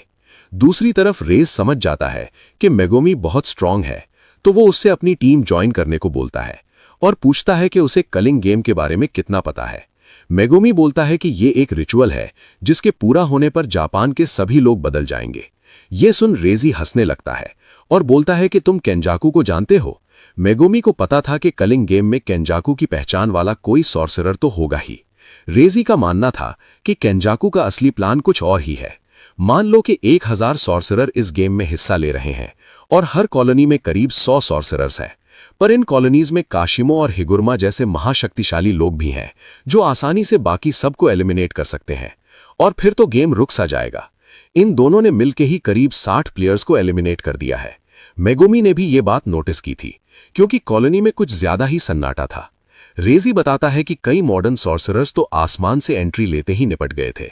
अगर केंजाकू को सच में प्लेयर्स की कर्स एनर्जी चाहिए होती तो वो ऐसा एंट्री सिस्टम रखता ही क्यों, बल्कि वो तो चाहता कि सॉर्सरर्स आपस में लड़ते ही रहें। रेजी का मानना था कि जब आखिर में सबसे स्ट्रॉन्ग प्लेयर्स बच जाएंगे तब केंजाकू उन पर बम फोड़ के खुद ही कलिंग गेम को खत्म कर देगा। इसी समय हम केंजाकू को देखते हैं जो कि चाइना के गवर्नमेंट के कुछ लोगों से मीटिंग करने गया था। इधर यूजी हिगुरुमा से कहता है कि वो कलिंग गेम को बंद करवाना चाहता है। फिलहाल तो उसे एक नया रूल ऐड करवाना है जिसके लिए उसे हिगुरुमा के 100 पॉइंट्स चाहिए। हिगुरुमा साफ मना कर देता है। असली दुनिया का कानून बहुत खोखला है। वो देखना चाहता है कि कलिंग गेम का कानून कैसे काम करता है। उसे जानना है कि जो लोग इस गेम के रूल्स को ब्रेक करते हैं उन्हें कैसे सजा मिलती है। क्या उन्हें अपना केस रखने का मौका दिया जाएगा? क्या कोई सुनवाई होगी या सीधा फैसला होगा? इसीलिए वो नहीं चाहता कि गेम जल्दी एंड हो जाए। उसे देखना है कि लोगों की टेक्निक रिमूव कैसे होती है। यूजी बोलता है कि कलिंग गेम एक रिचुअल है जिसके पूरा होते ही जापान के सभी लोग खत्म हो जाएंगे। हगुरुमा बोलता है कि ऐसा कुछ नहीं होगा, कलिंग गेम हमेशा चलता रहेगा क्योंकि इसके रूल्स में यही लिखा है। यूजी समझ जाता है कि ये बातों से नहीं मानेगा और वो उसे सीधा धमकी देता है कि मुझे अपने 100 पॉइंट्स इस्तेमाल करने दो। हिगुरुमा अब खड़े होकर बोलता है कि तुमने कभी किसी ऐसे को मारा है जिसने तुम्हें गुस्सा दिलाया हो? मैंने सोचा था ये उससे भी अच्छा लगता है। यूजी देखता है कि हिगुरुमा के पीछे एक शिकिगामी आ गया था। हिगुरुमा के पास 100 पॉइंट्स हैं, यानी वो ऑलरेडी करीब 20 सॉर्सरर्स को निपटा चुका है, तो यूजी को थोड़ा संभल के लड़ना होगा। हिगुरुमा अब यूजी के सामने आकर बोलता है, डोमेन एक्सपेंशन डेडली सेंटेंसिंग, यानी आखिरी सुनवाई, और अपना डोमेन एक्सपेंशन कर लेता है जिसका नाम है डेडली सेंटेंसिंग। यूजी सोचता है कि डोमेन खुलने से पहले ही उसे हिगुरुमा पर अटैक कर देना चाहिए। वो भागकर हिगुरुमा के पास जाता है और उसे एक पंच मारने की कोशिश करता है, लेकिन उसका हाथ बीच में ही रुक जाता है। हिगुरुमा बोलता है कि उसके डोमेन में मारपीट करना अलाउड नहीं है और ये नियम उन दोनों पर लागू होता है। इसके बाद ये दोनों एक कटघरे में खड़े हो जाते हैं। हिगुरुमा का डोमेन असल में एक कोर्ट के जैसा है जहां यूजी के खिलाफ ट्रायल होगा, और हिगुरुमा के पीछे जो शिकिगामी है वो इस कोर्ट का जज मैन है। जज बोलता है कि यूजी पर आरोप है कि वो 18 साल से छोटा होने के बाद भी वेगस पार्लर में गया था। हिगुरुमा कहता है कि जजमैन को डोमेन में खड़े लोगों के बारे में सब कुछ पता होता है, लेकिन हिगुरुमा को यह सारी जानकारी नहीं पता। आखिरी फैसला इन दोनों की दलीलें सुनने के बाद ही होगा। तभी हिगुरुमा के हाथ में एक लिफाफा आ जाता है जो कि असल में सबूत था कि यूजी सच में उस पार्लर में गया था कि नहीं। यह सबूत उस जजमैन ने दिया है। इस सबूत का मतलब ये नहीं कि यूजी दोषी है। पहले यूजी को अपनी सफाई में कुछ कहने का मौका दिया जाएगा, जिसके बाद ही हिगुरुमा इस सबूत को खोलेगा। यूजी को कोशिश करना है कि उसे दोषी न ठहराया जाए। ऐसा डोमेन देखकर यूजी समझ जाता है कि हिगुरुमा तो सच में एक लॉयर है। टेनगन ने यूजी को बताया था कि पुराने जमाने के सोर्सेज भी डोमेन का इस्तेमाल किया करते थे, लेकिन उन डोमेन्स में गारंटी हिट इफेक्ट नहीं हुआ करता था। एग्जाम्पल के लिए, अगर कोई गोजो के डोमेन में फंस जाता है तो 100% उसे गोजो का अटैक लगेगा ही। इसे ही गारंटी हिट इफेक्ट कहते हैं, जो लगभग सभी के डोमेन्स में होता है। लेकिन पुराने जमाने में लोग सिर्फ इसीलिए डोमेन खोलते थे ताकि सामने वाला लड़ाई छोड़ के भाग न जाए, लेकिन टाइम के साथ साथ गारंटी हिट इफेक्ट वाले डोमेन बढ़ते रहे। खैर, यूजी समझ जाता है कि हिगुरुमा के डोमेन में कोई हिट इफेक्ट नहीं है, यानी ये डोमेन यूजी को चोट नहीं पहुंचा सकता, और बाइंडिंग वाव की वजह से हिगुरुमा को इस डोमेन के रूल्स भी यूजी को बताने होंगे। हिगुरुमा बोलता है कि यूजी को अपनी सफाई देने का सिर्फ एक ही मौका मिलेगा। उसके बाद हिगुरुमा सबूत देखकर अपनी दलील देगा और फिर जजमेंट फैसला सुनाएगा। यूजी पूछता है कि अगर मैं दोषी पाया गया तो क्या होगा, लेकिन हिगुरुमा ये बताना जरूरी नहीं समझता। वो बस बताता है कि अब यूजी के पास 3 ऑप्शंस हैं। पहला, कि वो चुप रहे और कुछ भी ना बोले, यानी साइलेंस। दूसरा, कि वो अपना गुनाह कबूल कर ले, यानी कन्फेशन। और तीसरा, कि वो मना कर दे कि उसने कोई जुर्म किया ही नहीं है, यानी डिनायल, जिसमें वो चाहे तो झूठ भी बोल सकता है। जो सुन यूजी चौंक जाता है कि ट्रायल में झूठ बोल सकते हैं। तो हिगुरुमा कहता है कि अगर सब लोग सच बोलते तो ट्रायल्स की जरूरत ही नहीं पड़ती। अब यूजी सोचने लगता है कि उसे क्या बोलना चाहिए, क्योंकि वो उस पार्लर में गया भी था और उसने वहां गेम्स भी खेले थे और पैसे भी जीते थे। लेकिन सजा से बचने के लिए उसे झूठ बोलना होगा, पर उसे ये नहीं पता कि उस सबूत में आखिर क्या है। अगर सबूत में ये बताया ही नहीं गया कि यूजी उस पार्लर में गया था तो यूजी मना कर सकता है। अगर सबूत में यह है कि यूजी अंदर गया था तो यूजी बहाना बना सकता है कि वो तो अंदर सिर्फ टॉयलेट इस्तेमाल करने गया था, लेकिन इससे यह साबित हो जाएगा कि वो अंदर गया था। वो कन्फेस भी कर ले तो शायद उसकी सजा कम हो जाए, लेकिन यूजी को तो यह भी नहीं पता कि इस जगह सजा क्या मिलती है। अब यूजी बोलता है कि वो पार्लर के अंदर गया था, लेकिन सिर्फ टॉयलेट इस्तेमाल करने। हिगुरुमा अब सबूत को ओपन करता है। उसमें से यूजी की एक फोटो निकलती है जिसमें वो पास के ही एक एटीएम में खड़ा था, यानी सबूत का पार्लर से कोई लेना देना नहीं था। पर यूजी ने खुद बोल दिया कि वो पार्लर में गया था, पर सबूत के मुताबिक उसने एटीएम से पैसे भी निकाले थे, यानी वो अंदर सिर्फ मूतने तो नहीं गया होगा, और उसने गेम्स भी खेले होंगे, जबकि उसकी उम्र 18 साल से कम थी। फिर भी पार्लर में घुसकर उसने कानून तोड़ा है। यूजी सोचता है कि ऑप्शन 3 ही सही था। उसे साफ मना कर देना था कि वो पार्लर में गया ही नहीं। फिर एटीएम वाली फोटो से कुछ भी साबित नहीं होता। हिगुरुमा भी बोलता है कि एटीएम से पैसे निकालना कोई बुरी बात नहीं है। यूजी को सिर्फ कहना था कि उस पर लगा इल्जाम गलत है। खैर, जजमैन अब फैसला सुनाता है कि यूजी दोषी है और उसकी सजा है कॉन्फिस्केशन। इसके बाद ही जज और डोमेन दोनों ही गायब हो जाते हैं। ये लोग असली दुनिया में आ गए थे। हिगुरुमा तुरंत ही यूजी पर अपना हथौड़ा फेंक कर मारता है, जो उसके हाथ पर जाकर लगता है और उसे थोड़ी चोट भी आ जाती है। हिगुरुमा फिर यूजी के करीब आता है और वो हथौड़ा गायब होकर वापस उसके हाथ में आ गया था। वो उस हथौड़े को अपनी पावर से बड़ा कर लेता है और यूजी को जोर से मारता है। यूजी समझ जाता है कि हिगुरुमा अपने हथौड़े को कहीं से भी बुला सकता है और उसका साइज भी छोटा या बड़ा कर सकता है। हिगुरुमा यूजी से कहता है कि तुम तो काफी स्ट्रांग हो, जिस पर यूजी बोलता है कि ये बात मैं 50 बार सुन चुका हूं, लेकिन हैरानी की बात यह है कि मैं अपनी कर्स एनर्जी कंट्रोल नहीं कर पा रहा। हमें बताया जाता है कि हिगुरुमा की उम्र 36 साल है। उसने लॉ यूनिवर्सिटी के सभी एग्जाम्स को बड़ी आसानी से पास कर लिया था, वो भी पहले अटेम्प्ट में। हिगुरुमा के लिए ऐसा करना बहुत आसान था। उसने सिर्फ वहीं दिमाग लगाया जहां जरूरत थी। आसपास के लोग तो उसे जीनियस मानते थे, लेकिन हिगुरुमा जितना अच्छा लॉयर है, उससे कहीं ज्यादा टैलेंटेड सोर्सरर है। पावर मिलते ही उसने अपना डोमेन एक्सपेंशन कर दिया था और फिर वो अपनी ही टेक्निक को एनालाइज करते हुए उसने बाकी बैरियर टेक्निक्स को भी सीख लिया और उसके बाद कर्स एनर्जी कंट्रोल करना भी। और पावर मिलने के सिर्फ 12 दिन बाद ही हिगुरुमा ग्रेड 1 के सॉर्सरर जितना पावरफुल हो गया है। कलिंग गेम में एंटर करने से पहले उसने न जाने कितने कर्स स्पिरिट्स को खत्म किया है और अब तक वो 20 प्लेयर्स को हरा चुका है। हिगुरुमा अब अपने हथौड़े को बहुत लंबा करके उससे यूजी पर अटैक करता है। फिर वो अपने हथौड़े को बार बार यूजी की तरफ मिसाइल की तरह भी फेंकता है, लेकिन यूजी किसी तरह सारे अटैक से बच रहा था। हिगुरुमा पूछता है कि तुम अपनी कर्स एनर्जी का इस्तेमाल नहीं कर पा रहे क्या? तो यूजी बोलता है कि नहीं, और इसके पीछे जरूर तुम्हारा ही हाथ होगा। हिगुरुमा बोलता है कि जिसे भी कॉन्फिस्केशन की सजा मिलती है वो कुछ टाइम के लिए अपनी कर्स टेक्निक का इस्तेमाल नहीं कर सकता है, लेकिन लगता है कि यूजी के पास कोई कर्स टेक्निक है ही नहीं, इसीलिए जज ने यूजी की कर्स एनर्जी को ही उड़ा दिया है। दोस्तों, कर्स टेक्निक हर सॉर्सरर की एक स्पेशल पावर होती है। जैसे मेगुमी अपने शिकिगामी को समन कर सकता है, लेकिन यूजी के पास तो कोई टेक्निक है ही नहीं, वो तो बस लात घूसे ही मारता है। हिगुरुमा मन में सोचता है कि बिना कर्स एनर्जी के भी यूजी उसके सामने टिका कैसे है। इसका मतलब उसका शरीर ही इतना ज्यादा स्ट्रांग है, लेकिन किसी आम इंसान का शरीर इतना ज्यादा ताकतवर कैसे हो सकता है? ज्यादातर सॉर्सरर्स जब अपनी टेक्निक खो देते हैं तो वो बहुत ही कमजोर हो जाते हैं, लेकिन यूजी की तो कर्स एनर्जी भी डिसेबल कर दी गई है और फिर भी ये इतने अच्छे से लड़ रहा है। ज्यादातर लोग तो उसके एक हथौड़े में ही निपट जाते हैं। यानी अब हिगुरुमा को भी थोड़ा संभल के लड़ना होगा और यूजी को हराने के लिए उसे अपनी पूरी ताकत का इस्तेमाल करना होगा। वो फिर से यूजी पर अटैक करने लगता है, जिससे यूजी नीचे स्टेज पर आ गिरता है। वो हिगुरुमा को बाथ टब ही फेंक के मार देता है, लेकिन हिगुरुमा पानी से निकलते हुए अपना बड़ा सा हथौड़ा यूजी को मार देता है, जिसके नीचे यूजी दबने लगता है। हिगुरुमा को ऐसा लग रहा था कि वो कभी न टूटने वाले खिलौने के साथ खेल रहा हो। इधर यूजी की हालत खराब हो रही थी। वो सोचता है कि हिगुरुमा की भी कोई तो कमजोरी होगी ही। तभी उसके दिमाग की बत्ती जलती है और वो बोलता है कि उसे रीट्रायल चाहिए, इस केस की सुनवाई फिर से की जाए। उसके ये बोलते ही दोनों वापस हिगुरुमा के डोमेन में आ जाते हैं। जजमैन जिसे भी सजा सुनाता है, उनके पास ये अधिकार होता है कि वो रीट्रायल डिमांड कर सकते हैं, जब तक वो इंसान खुद अपना गुनाह कबूल न कर ले। जजमैन अब बोलता है कि यूजी पर इल्जाम है कि उसने शिबुया में ढेर सारे लोगों को मारा है। अब ये सुन यूजी बोलता है कि हाँ, ये सच है और मैं अपना गुनाह कबूल करता हूं।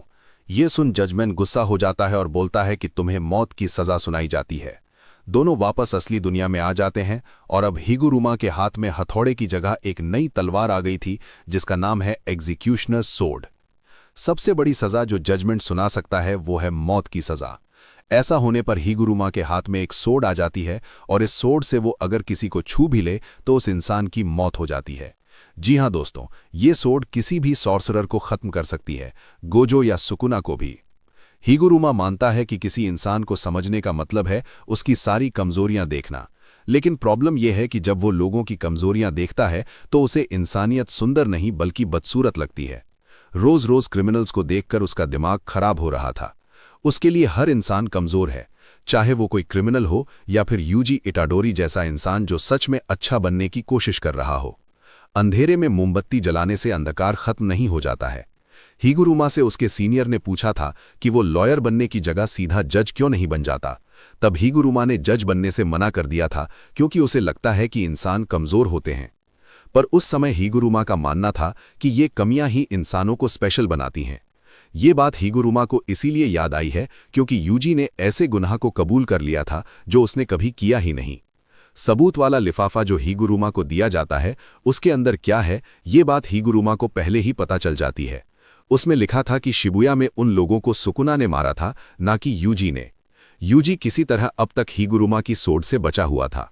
हिगुरुमा अब अपनी सोड को गायब कर देता है और यूजी उसे एक पंच दे मारता है जिससे हिगुरुमा दूर जाकर गिरता है। ये देख यूजी भी कंफ्यूज हो गया था। हिगुरुमा कहता है कि उस समय सुकुना ने यूजी की बॉडी पर कंट्रोल किया हुआ था, यानी कि यूजी ने कोई क्राइम नहीं किया है। यूजी बोलता है कि फिर भी गलती मेरी थी क्योंकि मैं कमजोर था, लेकिन तुमने अपनी तलवार को गायब क्यों किया? तो हिगुरुमा कहता है कि मुझे याद आ गया कि मैं लॉयर क्यों बनना चाहता था। शायद यूजी जैसे और भी अच्छे लोग होंगे जिन्हें हिगुरुमा की जरूरत होगी और वो यूजी को अपने 100 पॉइंट्स देने के लिए भी मान जाता है। दोनों अब कुर्सी पर बैठ जाते हैं। हिगुरुमा यूजी से पूछता है कि उसने कभी किसी को जानबूझकर मारा है, तो यूजी कहता है कि हाँ, जिस पर हिगुरुमा कहता है कि काफी बुरा लगा होगा ना। खैर, यूजी की बात मानते हुए हिगुरुमा अपने 100 पॉइंट्स का इस्तेमाल करता है और एक नया रूल ऐड करवाता है जो था कि प्लेयर्स एक दूसरे को पॉइंट्स ट्रांसफर कर सकते हैं, और कोगा ने तुरंत ही ये नया नियम ऐड करवा देता है। इसके बाद हिगुरुमा अपना 1 पॉइंट यूजी को ट्रांसफर कर देता है, यानी कि अब अगले 19 दिन तक यूजी बिल्कुल सेफ है। इसके बाद हिगुरुमा यहां से जाने लगता है। यूजी उसे बोलता है कि क्या तुम हमारी मदद कर सकते हो? तब हिगुरुमा बताता है कि जब उसने पहली बार कोर्ट में अपना डोमेन खोला था तब वहां के जज और सामने वाले लॉयर को मार दिया था, जिन्होंने कीटा को गलत सजा दिलवाई थी, और उनसे ही हिगुरुमा को 2 पॉइंट्स मिले थे और बाकी 100 पॉइंट्स उसने कॉलोनी में आने के बाद हासिल किए थे। जब कलिंग गेम खत्म होगा तब हिगुरुमा खुद को पुलिस के हवाले कर देगा। अगर वो यूजी के साथ रहा तो उसे खुद से और ज्यादा नफरत होती रहेगी। इतना कहकर हिगुरुमा यहां से चला जाता है और ये एपिसोड यहीं पर एंड हो जाता है। अब तक हमने देखा कि हिगुरुमा यूजी के कहने पर एक नया रूल ऐड करवा देता है।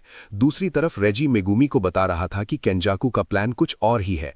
जब हर कॉलोनी में सिर्फ एक ही स्ट्रॉन्ग सॉर्सरर बच जाएगा तब केंजाकू वहां पर बॉम्ब गिरा देगा और कलिंग गेम का मकसद पूरा हो जाएगा।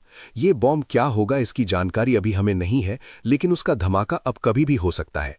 इसीलिए रेजी स्ट्रॉन्ग लोगों से दोस्ती कर रहा है ताकि वो ढेर सारे पॉइंट्स जमा कर ले और आने वाली परेशानी से साथ में लड़ सके।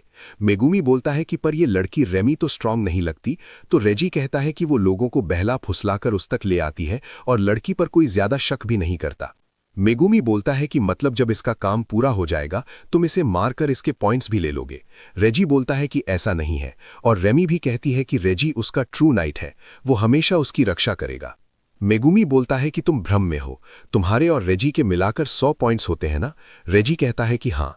तो मेगुमी बोलता है कि अपने पॉइंट्स मेरे हवाले कर दो, क्योंकि मैं एक नया नियम जोड़ने वाला हूं कि प्लेयर्स अपने पॉइंट्स एक दूसरे को ट्रांसफर कर सकते हैं। रेजी बोलता है कि मतलब तुम बातों से नहीं मानोगे। तभी एक दूसरा प्लेयर हारी अचानक ही पीछे से मेगुमी पर हमला करता है और अपने पंजे मारने की कोशिश करता है, लेकिन मेगुमी उसी की शैडो में छुपकर गायब हो जाता है और फिर उसे उठाकर नीचे फेंक देता है। इसके बाद वो नुए को उस पर हमला करने को कहता है। वहीं डिवाइन डॉग रेजी पर अटैक कर देता है। मेगुमी रेमी को सिर्फ धमकी देकर छोड़ देता है कि दोबारा अपनी शक्ल मत दिखाना। तभी रेजी डिवाइन डॉग को घायल कर देता है और मेगुमी से बोलता है कि तुम तो बड़े नाजुक निकले, तुम रेमी को ऐसे ही जाने दे रहे हो? तुम्हें हमारे पॉइंट्स चाहिए तो तुम्हें हमें मारना पड़ेगा, वरना बाद में तुम ही पछताओगे। तभी मेगुमी के बगल में किसी की आंख आके गिरती है जो कि बहुत ही बड़ा धमाका करती है। ये धमाका रेजी के एक और साथी हजुनोकी ने किया था। रेजी उस पर चिल्लाता है कि हम भी यहीं खड़े हैं, धमाके से हमें मत उड़ा देना। हजुनोकी अपना दांत निकालते हुए पूछता है कि मेगुमी मरा या नहीं। मेगुमी पर रेमी भी अपने बालों से हमला करती है, पर मेगुमी उसकी चोटी पकड़ के उसे गिरा देता है और बोलता है कि मैंने कहा ना कि यहां से भाग जाओ। तभी रेजी 2 पेट्रोल की रिसीट्स को मेगुमी की तरफ फेंकता है, जो कि पेट्रोल में बदलकर मेगुमी को भिगा देती है, पर हजुनोकी अपने कुछ दांत मेगुमी की तरफ फेंकता है, जिससे एक और धमाका होता है, लेकिन मेगुमी इससे भी बच गया था। रेजी और हजुनोकी बातें करते हैं कि लौंडे में दम तो है, लेकिन अब वो भी थक गया होगा। इधर मेगुमी ने अपने साथ रेमी को भी बचा लिया था और वो उसे समझाता है कि इन लोगों को तुम्हारी कोई चिंता नहीं है, तो यहां से चली जाओ। पर तभी रेमी मेगुमी को पीछे से स्टैब कर देती है। मेगुमी बोलता है कि तुम्हें समझ नहीं आ रहा क्या। रेमी बोलती है कि कहो कि तुम मेरी रक्षा करोगे और तुम मुझे पसंद करते हो। रेजी ने भी यही कहा था। मेगुमी समझ जाता है कि ये लड़की दिमाग से पैदल है और शब्दों को ही सच मान लेती है। तभी हारी भी यहाँ आ जाता है और बोलता है कि इतना ऊपर तक चढ़ के आना पता है कितना मुश्किल काम है। तभी कोगाने इन सब के सामने आ जाता है और इन्हें बताता है कि एक नया रूल जोड़ा गया है कि प्लेयर्स अपने पॉइंट्स एक दूसरे को ट्रांसफर कर सकते हैं। मेगुमी समझ जाता है कि ये रूल यूजी ने ऐड करवाया होगा। मेगुमी और हारी में अब लड़ाई हो जाती है। मेगुमी अपने फ्रॉग्स को बुलाकर हारी को चोक होल्ड लगा देता है। इसके बाद वो अपने एलिफेंट से भी उसे टक्कर मारता है और हारी वापस नीचे गिरने लगता है। लेकिन इस बार मेगुमी भी उसके साथ नीचे आता है और अपनी तलवार से हारी को खत्म कर देता है। मेगुमी फिर सोचता है कि वो क्या कर रहा है। ऐसे लोगों को मार के पॉइंट्स लेना सही नहीं है और यूजी के रूल की वजह से अब उसकी बहन तुस्मिकी को किसी को मारना नहीं पड़ेगा। मेगुमी को बस अपने दोस्तों पर यकीन रखना चाहिए और उसे ठंडे दिमाग से काम लेना होगा। कोगाने मेगुमी को बताता है कि हारी को मारने के लिए मेगुमी को 5 पॉइंट्स मिले हैं। तभी रेजी और हजुनोकी भी नीचे आ जाते हैं और हारी की बॉडी देखकर बोलते हैं कि कितनी शर्म की बात है, बेचारा अपनी कर्स टेक्निक भी नहीं दिखा पाया। मेगुमी सोचता है कि रेमी ने इनका ग्रुप छोड़ दिया क्या, फिर भी उस अकेले इन दोनों लोगों से लड़ना है। पहले धमाके के बाद से उसकी हालत थोड़ी खराब हो गई है। वो यहां से भाग भी नहीं सकता। उसका डोमेन भी कंप्लीट नहीं है। वो डोमेन एक्सपेंशन तो कर सकता है लेकिन उसे सील नहीं कर सकता, यानी ये लोग आराम से उसके डोमेन से बाहर जा सकते हैं। तभी हाजिनोकी अपने एक और दांत को मेगुमी की तरफ फेंकता है। ये भी मेगुमी पर फटने वाला था, पर अचानक ही कोई बीच में आ जाता है जिससे वो दांत उसके मुंह पर फट जाता है। और ये कोई और नहीं बल्कि कॉमेडियन टाकाबा था, जो कहता है कि 1 के खिलाफ 2, ये तो बड़ी नाइंसाफी है रे बाबा। तुम जैसे लोगों को पता है क्या बोला जाता है, कायर। और कायरों का अटैक मुझ पर कभी असर नहीं करता। जरा देखो, मुझे कुछ नहीं हुआ। जबकि सबको साफ साफ दिख रहा था कि उसकी पुंगी बच गई है और उसके चेहरे से खून का फव्वारा निकल रहा था। मेगुमी भी ये देख कंफ्यूज हो जाता है। टाकाबा मेगुमी से कहता है कि मैं तुम्हारी हेल्प करूंगा। मैं 35 साल का हूं और शक्ल देखकर ही बता सकता हूं कि कौन अच्छा है और कौन बुरा। फिर वो मुड़कर मेगुमी को देखता है और बोलता है कि यार तुम्हारी शक्ल पे तो 12 बजे हैं। खैर, फिर भी मैं तुम्हारी साइड हूं। मेगुमी सोचता है कि इसने मुझे बचाया है तो अभी के लिए मैं इस पर भरोसा कर सकता हूं। रेजी और हाजिनोकी ने भी टाकाबा को पहली बार देखा था। वो उससे पूछते हैं कि तुम किसकी साइड हो या कौन से जमाने के हो। तो टाकाबा को लगता है कि वो उससे पूछ रहे हैं कि वो फनी है या नहीं। वो बताता है कि उसने जो कॉस्ट्यूम पहनी है वो एक सुपर हीरो पर बेस्ड है जिसने उसे बहुत हंसाया था। तो इस कॉस्ट्यूम को पहन के वो कोई भी बेकार जोक नहीं सुनाएगा। वो उन्हें बहुत जोर से एक जोक सुनाने लगता है जो कि ये अपनी पसंद की लड़की पर भी आजमा सकते हैं। जोक था कि मुझसे दूर रहो लड़की, मैं तुम्हें अपनी वाईफाई नहीं बना सकता हूं। चारों तरफ सन्नाटा था, जैसे कोई मर गया हो। ये देख टाकाबा गुस्सा हो जाता है कि उसके जोक पर कोई मुस्कुराया तक नहीं। वो इन लोगों पर ही चिल्लाने लगता है कि तुम्हें हंसना नहीं आता क्या। मेगुमी को इसे देखकर तोड़ो की याद आ जाती है। टाकाबा भागकर आगे जाता है और हाजिनोकी के मुंह पर जोरदार लात मार देता है, जिससे हाजिनोकी दीवार फोड़ता हुआ दूर जाकर गिरता है। रेजी सोचता है कि इसकी कर्स्ड एनर्जी तो एकदम से बढ़ गई, ये आदमी बहुत स्ट्रांग है। टाकाबा बोलता है कि बच के रहना, मैं जितना हंसाता हूं उतना ही मारता भी हूं। अब मेगुमी रेजी की शैडो से निकलकर उस पर अटैक करने की कोशिश करता है, लेकिन रेजी फिर से बच जाता है। मेगुमी टाकाबा से कहता है कि हमें अलग होकर इनसे लड़ना चाहिए। हाजिनोकी की टेक्निक है कि वो अपने बॉडी पार्ट से धमाका कर सकता है। ये सुनते हुए टाकाबा बिल्कुल मेगुमी के पास आ गया था। मेगुमी उसे थोड़ा दूर हटने को बोलता है। मेगुमी को गाने को बुलाकर ये बात कंफर्म करता है कि हिगुरुमा ने ही ये नया नियम जोड़ा है, यानी कि यूजी अपने मिशन में कामयाब रहा। मेगुमी कहता है कि हम जिस काम के लिए इस कॉलोनी में आए थे वो हो गया है, तो वो अब किसी से लड़ना नहीं चाहता। लेकिन रेजी मानने को तैयार नहीं था, क्योंकि मेगुमी ने हरी को मार के उसके ग्रुप के पॉइंट्स कम कर दिए हैं। मेगुमी अब टाकाबा से कहता है कि उस हाजिनोकी को मार दो, लेकिन पहले उसके सारे पॉइंट्स अपने पास ट्रांसफर करवा लेना।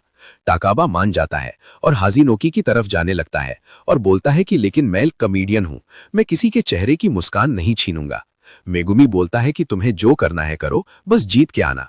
हाजिनोकी अब एक और बॉम्ब टाकाबा की तरफ फेंकता है, लेकिन टाकाबा अपने कागज के पंखे से ही उस बॉम्ब को साइड कर देता है और फिर हाजिनोकी के पीछे जाकर उसके पिछवाड़े में अपनी उंगली घुसा देता है। इसके बाद वो एक जोरदार लात मार के हाजिनोकी को दूर फेंक देता है। मेगुमी कहता है कि अच्छा है टाकाबा मेरी साइड है, जो सुन टाकाबा बहुत खुश होता है। ताकाबा मेगुमी से कहता है कि अच्छे से लड़ना बच्चे, और वो हाजिनोकी को ढूंढने यहाँ से चला जाता है। रेजी बोलता है कि इसकी तो वाट लगने वाली है, इसने हाजिनोकी का मजाक उड़ाया है, अब तो वो सीरियस हो जाएगा। मेगुमी रेजी को बोलता है कि पहले अपनी चिंता करो, इस कॉलोनी में आने का हमारा मिशन ऑलरेडी पूरा हो चुका है और अब मैं तुमसे पूरी ताकत से लड़ सकता हूँ। मेगुमी फिर न्यू को अटैक करने बुलाता है, जिससे बचने के लिए रेजी भागता रहता है और वो अपनी रिसीट्स को किसी भी ऑब्जेक्ट में बदल पा रहा था। इसके बाद मेगुमी एलिफेंट को समन करता है, जिसे देख रेजी चौंक जाता है कि मेगुमी इतने बड़े शिकिगामी को भी बुला सकता है। एलिफेंट उस पर पानी से हमला करता है तो रेजी अपनी एक रिसीट को सर्फ बोर्ड में बदल देता है और मजे से पानी में सर्फिंग करने लगता है। वो अपनी रिसीट से अलग अलग चीजें बनाकर भागता ही जा रहा था। वो मेगुमी पर एक पियानो भी गिरा देता है, लेकिन मेगुमी अपने रैबिट्स को बुलाकर उससे बच जाता है। रेजी बोलता है कि तुम मेरी टेक्निक समझ गए हो, है ना? मेरी रिसीट्स में जो लिखा होता है वो सच हो जाता है। रेजी अब एक होटल की रिसीट्स निकालता है। वो बताता है कि ये रिसीट्स एक 5 स्टार होटल की थी, 2 दिन और 3 रातों की, यानी कि इस रिसीट से रेजी को 3 रातों जितना आराम मिल गया है।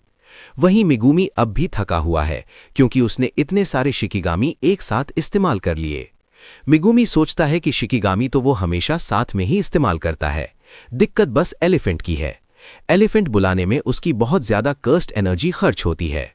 रेजी आगे बोलता है कि तुम अपने शिकिगामी अब इतनी जल्दी नहीं बुला सकते, और हम दोनों के पास ही कोई स्पेशल अटैक नहीं है जिससे हम ये लड़ाई खत्म कर सकें। मेगुमी बोलता है कि तुमने सही कहा, तो मैं यहां से चलता हूं। इतना कहकर वो न्यू को समन करता है और उसके साथ यहां से उड़ जाता है। रेजी अब उसके पीछे 2 ड्रोन्स लगा देता है और एक स्कूटर समन करके उसका पीछा करने लगता है। इसके बाद वो एक मोबाइल फोन भी बना लेता है, जिसमें उसे ड्रोन की फुटेज दिखाई दे रही थी। मेगुमी का पीछा करते हुए रेजी एक जिम के सामने आता है और सोचता है कि मेगुमी उसे फंसाने का प्लान तो नहीं बना रहा। जिम के अंदर काफी खाली जगह थी, ठीक जैसा मेगुमी ने सोचा था। रेजी उससे पूछता है कि वो क्या खिचड़ी पका रहा है। मेगुमी बोलता है कि खिचड़ी तो तुमने पकाई है लगता है, और तभी 2 ट्रक दीवार तोड़ते हुए मेगुमी की तरफ आते हैं, जिनसे मेगुमी बाल बाल बचता है। इसके बाद रेजी के सर पर ढेर सारे गमले गिरने लगते हैं, जिससे उसे चोट आ जाती है। वो उस पर एक डंडा मारने भी आता है, पर मेगुमी अपनी तलवार से उसे रोक लेता है। रेजी फिर पूरे मोहल्ला का सामान मेगुमी की तरफ फेंकने लगता है, जिससे मेगुमी की हालत खराब हो जाती है। रेजी बताता है कि उसके बनाए ऑब्जेक्ट्स भी किसी शिकिगामी की तरह ही होते हैं, जिन्हें वो कोई कमांड दे सकता है। रेजी अब मेगुमी से कहता है कि अपने पॉइंट्स मुझे दे दो तो मैं तुम्हें आसान मौत दूंगा। मेगुमी बोलता है कि बैरियर टेक्निक उसके लिए बहुत मुश्किल है, वो अपने डोमेन को सील नहीं कर सकता है, लेकिन वो इस जिम को ही एक बैरियर की तरह इस्तेमाल करेगा।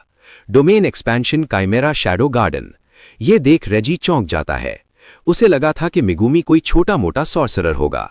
मेगुमी बोलता है कि मैंने कभी नहीं कहा कि मेरे पास कोई स्पेशल अटैक नहीं है, और ये एपिसोड यहीं पर एंड हो जाता है।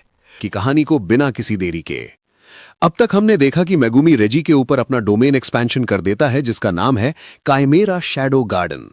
अब डोमेन के गारंटी हिट इफेक्ट से बचने के लिए रेजी तुरंत ही हॉलो विकर बास्केट नाम की टेक्निक इस्तेमाल करता है। ये टेक्निक सिंपल डोमेन का ही पुराना वर्जन है, जो कि किसी डोमेन के गारंटी हिट इफेक्ट को कैंसिल कर देती है, यानी कि रेजी पर डोमेन का कोई असर नहीं होगा। लेकिन रेजी देखता है कि मेगुमी के फ्रॉग्स ने उसकी टांग पकड़ ली थी, और मेगुमी फिर उसे पीटने भी लगता है। रेजी को समझ नहीं आता कि ये क्यों हो रहा है। असल में सिंपल डोमेन या हॉलो बास्केट किसी डोमेन की टेक्निक को टारगेट नहीं करते हैं, बल्कि वो डोमेन के बैरियर को टारगेट करते हैं, जिससे उसके अंदर का गारंटी हिट इफेक्ट उन्हें नहीं लगता। लेकिन मेगुमी का डोमेन तो अधूरा है, उसमें कोई बैरियर है ही नहीं, और ना ही उसके डोमेन में कोई गारंटी हिट इफेक्ट है। अपना डोमेन एक्टिवेट करने से मेगुमी की 10 शैडो टेक्निक को एक पावर बूस्ट मिला है, और वो अब 120% ज्यादा पावरफुल हो गया है। वो अपने डोमेन से अपनी शैडो के जरिए कहीं भी टेलीपोर्ट कर सकता है और जितने चाहे उतने शिकिगामी बुला सकता है। रेजी भी ये बात जल्द ही समझ जाता है, और मेगुमी उसकी पिटाई करता जा रहा था। वो सोचता है कि इस डोमेन से मेगुमी की पावर बहुत ज्यादा बढ़ गई है, इससे अच्छा तो वो गारंटी हिट इफेक्ट वाला डोमेन ही कर देता। अगर उसने मेरे ऊपर एलिफेंट को पटक दिया तो मेरा खेल खत्म हो जाएगा, पर मैंने भी कोई कच्ची गोलियां नहीं खेली हैं। मेगुमी अब 3 न्यू को समन करता है, लेकिन रेजी 3 कार्स को उनके ऊपर गिरा देता है, और वो कार्स भी मेगुमी की शैडो में डूबने लगती हैं। रेजी बोलता है कि मुझे पता था कि मेरे पैरों के नीचे ये शैडो आम नहीं है, मैं कर्स्ड एनर्जी की वजह से इसमें डूबने से खुद को बचा रहा हूं। इस डोमेन की जो शैडो है उसमें मेगुमी कुछ भी रख सकता है। लेकिन एक चीज रेजी को परेशान कर रही थी कि मेगुमी ने ढेर सारे हथियार अपनी शैडो में क्यों नहीं रखे हैं। उसने अब तक सिर्फ एक ही कर्स्ड टूल अपनी शैडो से निकाला था और इससे रेजी समझ गया था कि मेगुमी जिस भी चीज को अपनी शैडो में रखता है उसका वजन मेगुमी को ही सहना पड़ता है। इसीलिए रेजी ने 3 कार्स मेगुमी के डोमेन में गिरा दी हैं, जिनका वजन करीब 2.4 टन होगा और मेगुमी इस वजन तले दब रहा था और एक जगह बैठ गया था। रेजी कहता है कि अब वो अपनी रिसीट से सामान गिराता रहेगा और मेगुमी को उनके वजन के नीचे कुचल देगा।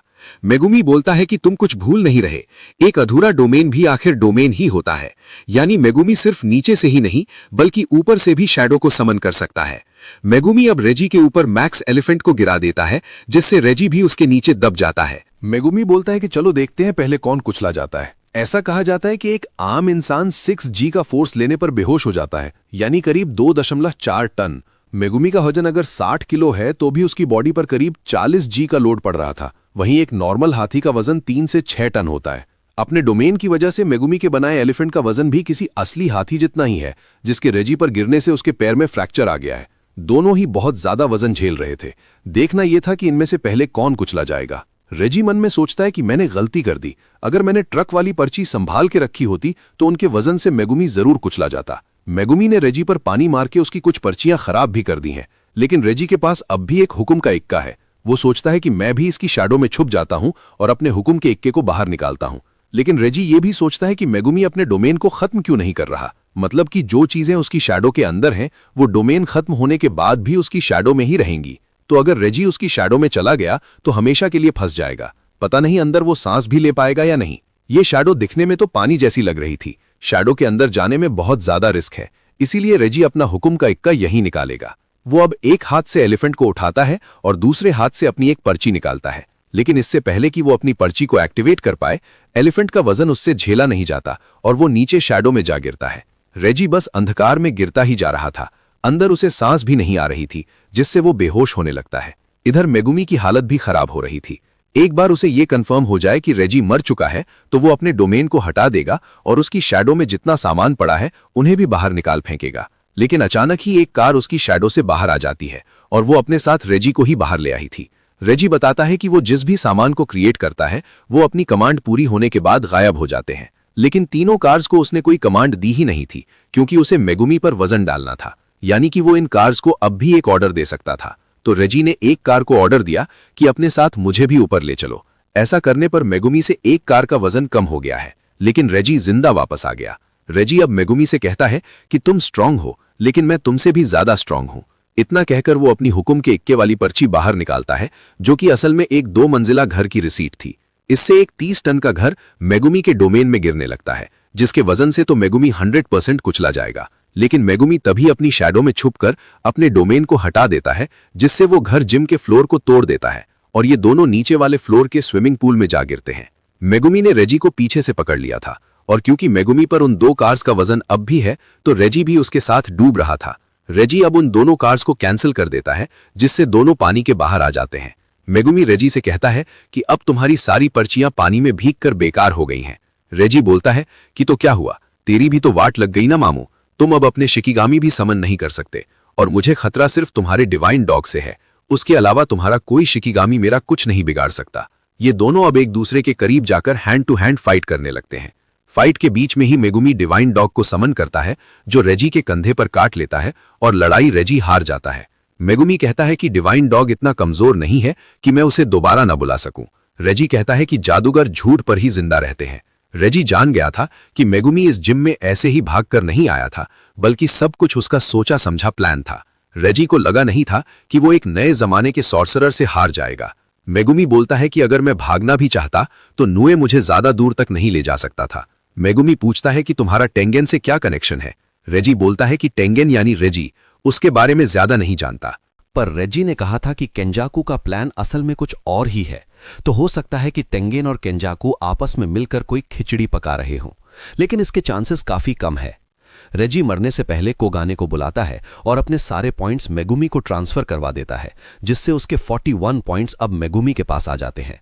मेगुमी पूछता है कि तुमने ऐसा क्यों किया, तो रेजी बोलता है कि मैं मरने से पहले कुछ अच्छा करना चाहता था, और वैसे भी केंजाकू कोई मेरा सगा नहीं है। मुझे लगता है कि तुम्हें पॉइंट्स देने से गेम में और ज्यादा मजा आने वाला है। तुमने मुझे मारा है तो देखते हैं कि किस्मत तुम्हारे साथ क्या खेल खेलती है।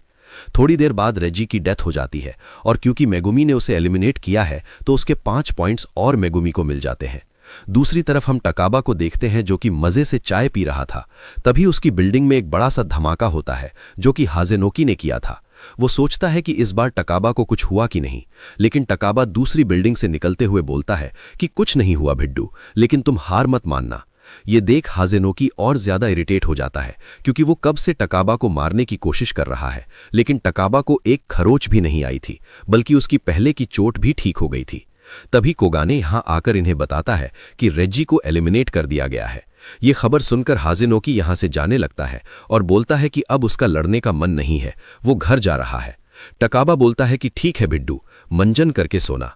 फिर उसे मेगुमी की बात याद आती है और वो हाजेनोकी से कहता है कि जाने से पहले अपने पॉइंट्स तो दे दो, लेकिन हाजेनोकी साफ मना कर देता है। दोस्तों, टकाबा की टेक्निक का नाम है कमेडियन। इसमें टकाबा जो भी सोचता है वो सच हो जाता है, बस वो चीजें टकाबा के लिए फनी होनी चाहिए। अगर उसे ये फनी लगे कि गोजो के सर पर बाल नहीं है तो गोजो गंजा हो जाएगा। ये है टकाबा की पावर। अपनी इस टेक्निक से टकाबा खुद गोजो को भी टक्कर दे सकता है। दिक्कत बस इतनी है कि टकाबा को पता ही नहीं है कि उसके पास ऐसी कोई पावर है। दूसरी तरफ हम रेमी को भागते हुए देखते हैं। उसे हमेशा बताया गया था कि मर्द भेड़िए होते हैं, लेकिन उसकी मदद हमेशा मर्द ही करते हैं। सारे काम हमेशा ये भेड़िए ही करते हैं, तो रेमी अपना ज्यादा दिमाग नहीं लगाती। खैर, तभी मेगुमी अपने डिवाइन डॉग के साथ उसके सामने आ जाता है। मेगुमी रेमी को भी खत्म करने आया था, पर तभी उसे अपनी बहन सुमिकी की आवाज सुनाई देती है जो बोलती है कि ऐसा मत करो। तो मेगुमी रेमी को जिंदा छोड़ देता है और यहां से जाने लगता है, लेकिन थोड़ी दूर चलने पर वो बेहोश हो जाता है और तभी हम उसके ऊपर एंजल यानी हाना कुरुसु को देखते हैं। जी हां दोस्तों, ये वही सॉर्सरर है जो गोजो को प्रिजन रेल्म से आजाद करवा सकती है। खैर, कहानी अब सेंडाई कॉलोनी की तरफ जाती है। इस कॉलोनी में बाकी कॉलोनीज के मुकाबले ज्यादा घमासान लड़ाइयां हुई हैं। इस कॉलोनी के अंदर 4 शक्तिशाली प्लेयर्स थे।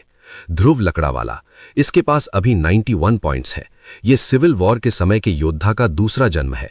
इसके पास 2 शिकिगामी हैं जिनका इस्तेमाल ये डोमेन के लिए भी कर सकता है। रियू इशिगोरी, इसके पास अभी 77 पॉइंट्स हैं।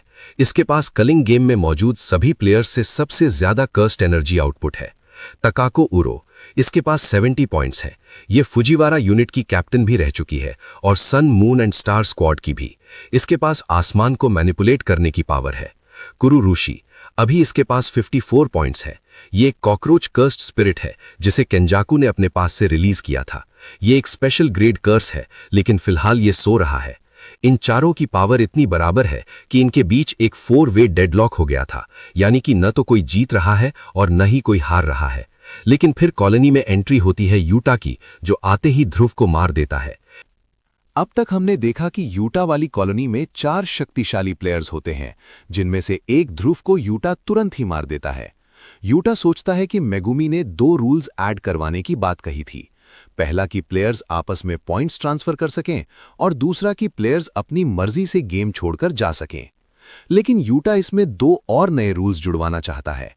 रूल नंबर 3 के एक कॉलोनी का प्लेयर दूसरी कॉलोनी के प्लेयर से बात कर सके, और रूल नंबर 4 की प्लेयर अपनी मर्जी से किसी भी कॉलोनी में एंटर या एग्जिट कर सके। यानी इन्हें टोटल 4 नए रूल्स जुड़वाने हैं। यूटा के बाकी दोस्त शिबुया कांड की वजह से थके हुए हैं। वो ये भी नहीं चाहता कि गोजो को वापस अपने दोस्त को मारना पड़े, इसलिए केंजाकू को मारने का काम यूटा खुद करेगा। वो अकेले ही ढेर सारे पॉइंट्स इकट्ठा करके सारे नए रूल्स भी ऐड करवा देगा। हम देखते हैं कि यूटा कुछ आम लोगों की रक्षा भी कर रहा था। वो इन सबको एक स्टेडियम के पास ले आता है जो कि ध्रुव का इलाका हुआ करता था। यूटा इन सबको यहीं आराम करने को बोलता है। तभी उसे किसी तूफान की आवाज आती है और वो सबको स्टेडियम के अंदर जाने को कहता है। वो देखता है कि 2 लड़कों के पीछे एक तूफान पड़ा हुआ था। एक लड़के को ये तूफान निगल भी लेता है। यूटा उस लड़के का हाथ पकड़कर उसे बाहर निकालने की कोशिश करता है और देखता है कि ये तूफान नहीं बल्कि लाखों कॉकरोच का झुंड है। ये कॉकरोच उस लड़के को तुरंत ही खा जाते हैं। इसके बाद ये झुंड आम लोगों की तरफ बढ़ रहा था, तो यूटा तुरंत ही रीका को बुलाता है, जो कि मुक्का मारकर स्टेडियम में जाने का रास्ता ही ब्लॉक कर देती है। इसके बाद यूटा अपनी तलवार को कर्स एनर्जी से भरकर सिर्फ एक अटैक करता है, जिससे ये सारे कॉकरोच मारे जाते हैं। ये कुरुशी ने किया था। यूटा कोगाने को बुलाकर उससे पूछता है कि क्या ये कर्स स्पिरिट भी एक प्लेयर है, जिस पर कोगाने कहता है कि हाँ। यूटा अब इससे लड़ने को तैयार हो जाता है। कुरुशी के हाथ में भी फेस्टरिंग लाइफ सोर्ड नाम का वेपन था। कुरुशी जैसे ही यूटा पर अटैक करता है, यूटा उसका हाथ काट देता है और मुक्का मारकर उसे दूर फेंक देता है। इसके बाद यूटा उसे खत्म करने ही वाला था, लेकिन कुरुशी फिर से लाखों कॉकरोच को पैदा कर लेता है। कुरुशी एक कर्स स्पिरिट है, जिसके अंदर पॉजिटिव एनर्जी डालकर यूटा आराम से उसे मार सकता है। लेकिन यूटा ये भी जानता है कि दो और पावरफुल प्लेयर्स उसके आसपास ही हैं, और यूटा नहीं चाहता कि उन दोनों को ये बात पता चले कि उसे रिवर्स कर्स टेक्निक आती है। वहीं रीका बाकी लोगों को प्रोटेक्ट करने के लिए स्टेडियम में रुकी है।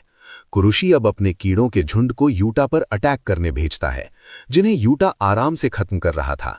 इसके बाद यूटा के पीछे दो बड़े कीड़े आते हैं, जिन्हें वो तुरंत ही काट देता है। लेकिन इन कीड़ों के पास टॉक्सिन से भरे बैग्स थे, जिनसे यूटा कुछ समय के लिए अंधा हो जाता है। तभी कुरुशी अपनी सोर्ड से यूटा पर अटैक कर देता है। यूटा उसके अटैक को तो रोक लेता है, लेकिन कुरुशी की सोर्ड में से मिसाइल की तरह कीड़े भी निकलते हैं, जो यूटा के कंधे और फिर उसके पेट को घायल कर देते हैं। कुरोशी अब यूता को उठा के खाने वाला था, लेकिन यूता उसी के मुंह पर काट लेता है और उसकी बॉडी में पॉजिटिव एनर्जी भर देता है, जिससे कुरोशी खत्म हो जाता है और उसे एलिमिनेट करने के लिए यूता को 5 पॉइंट्स मिल जाते हैं। तभी ऊरो यूता के पास आकर बोलती है कि तुम्हें रिवर्स कर्स टेक्निक आती है। इससे पहले यूता कुछ कर पाए, ऊरो अपनी टेक्निक इस्तेमाल करती है, जिससे यूता बहुत दूर जाकर गिरता है। यूता कुछ समझे उससे पहले ही ऊरो उसके पास आकर उसे एक मुक्का मारने की कोशिश करती है। यूता बच जाता है और उसे सामने से पंच मारता है, लेकिन उसका हाथ अचानक ही बहुत लंबा हो जाता है और ऊरो फिर से उसे बहुत दूर फेंक देती है। यूता देखता है कि उसके हाथ को बिल्कुल चोट नहीं आई थी। यूता समझ जाता है कि ऊरो की टेक्निक है कि वो अपने आसपास की जगह को मैनिपुलेट कर सकती है, लेकिन वो चीजें सच में नहीं होती।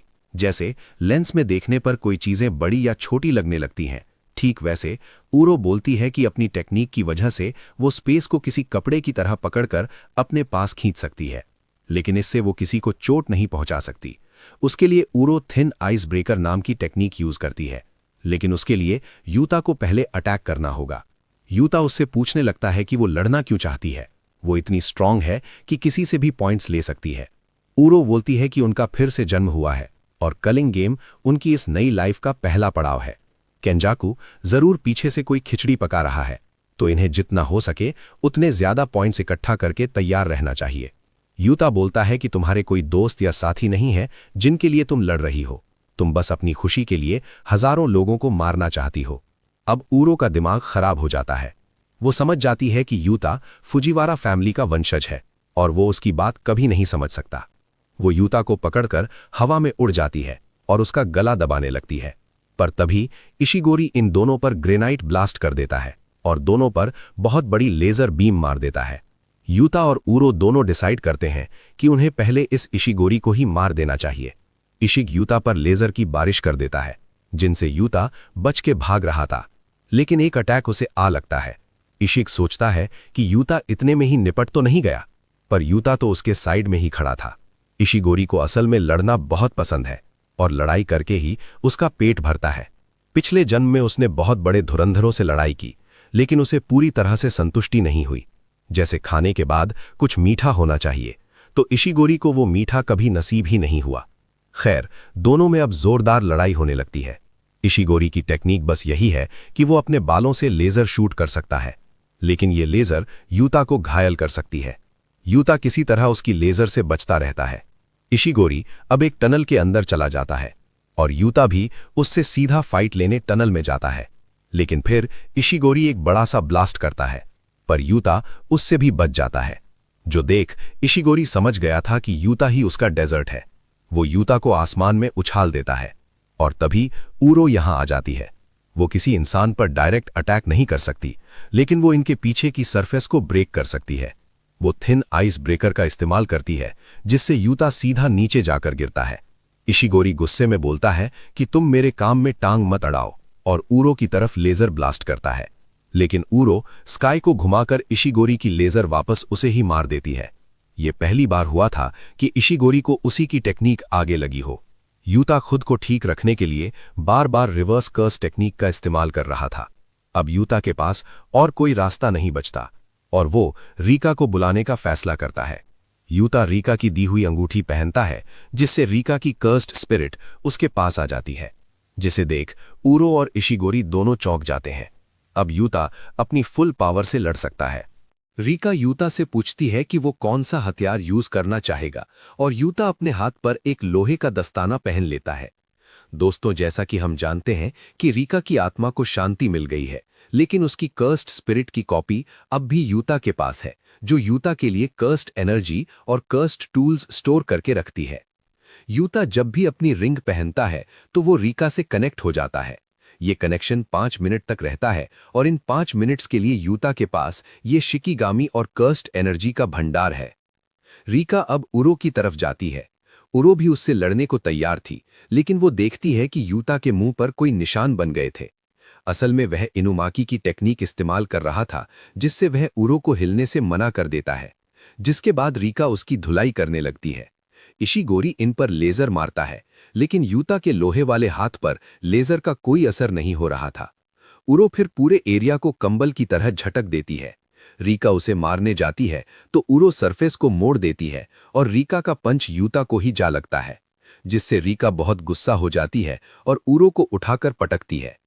हमें यह भी पता चलता है कि पिछले जन्म में उरो को फुजीवारा फैमिली के किसी मेंबर ने धोखे से मारा था। यूता अब उसकी तरफ छोटे शिकीगामी भेजता है, जो उसके आसपास चक्कर लगाने लगते हैं। ध्रुव की टेक्निक यही थी कि उसके शिकीगामी जहां से भी गुजरते थे वह जगह डोमेन बन जाती थी, यानी उस जगह पर कोई और आएगा तो घायल हो जाएगा। यूता अब यही टेक्निक इस्तेमाल कर रहा था, जो देख उरो समझ जाती है कि यूता की असली पावर शिकीगामी समन करना नहीं है, बल्कि दूसरों की टेक्निक कॉपी करना है। उरो किसी तरह यूता के पंच से बच जाती है और उसके लोहे के दस्ताने को भी तोड़ देती है। तभी इशिगोरी भी यहां आ जाता है और बोलता है कि चलो इस लड़ाई को जल्दी खत्म करते हैं, और वह अपना डोमेन एक्सपेंशन करने वाला था।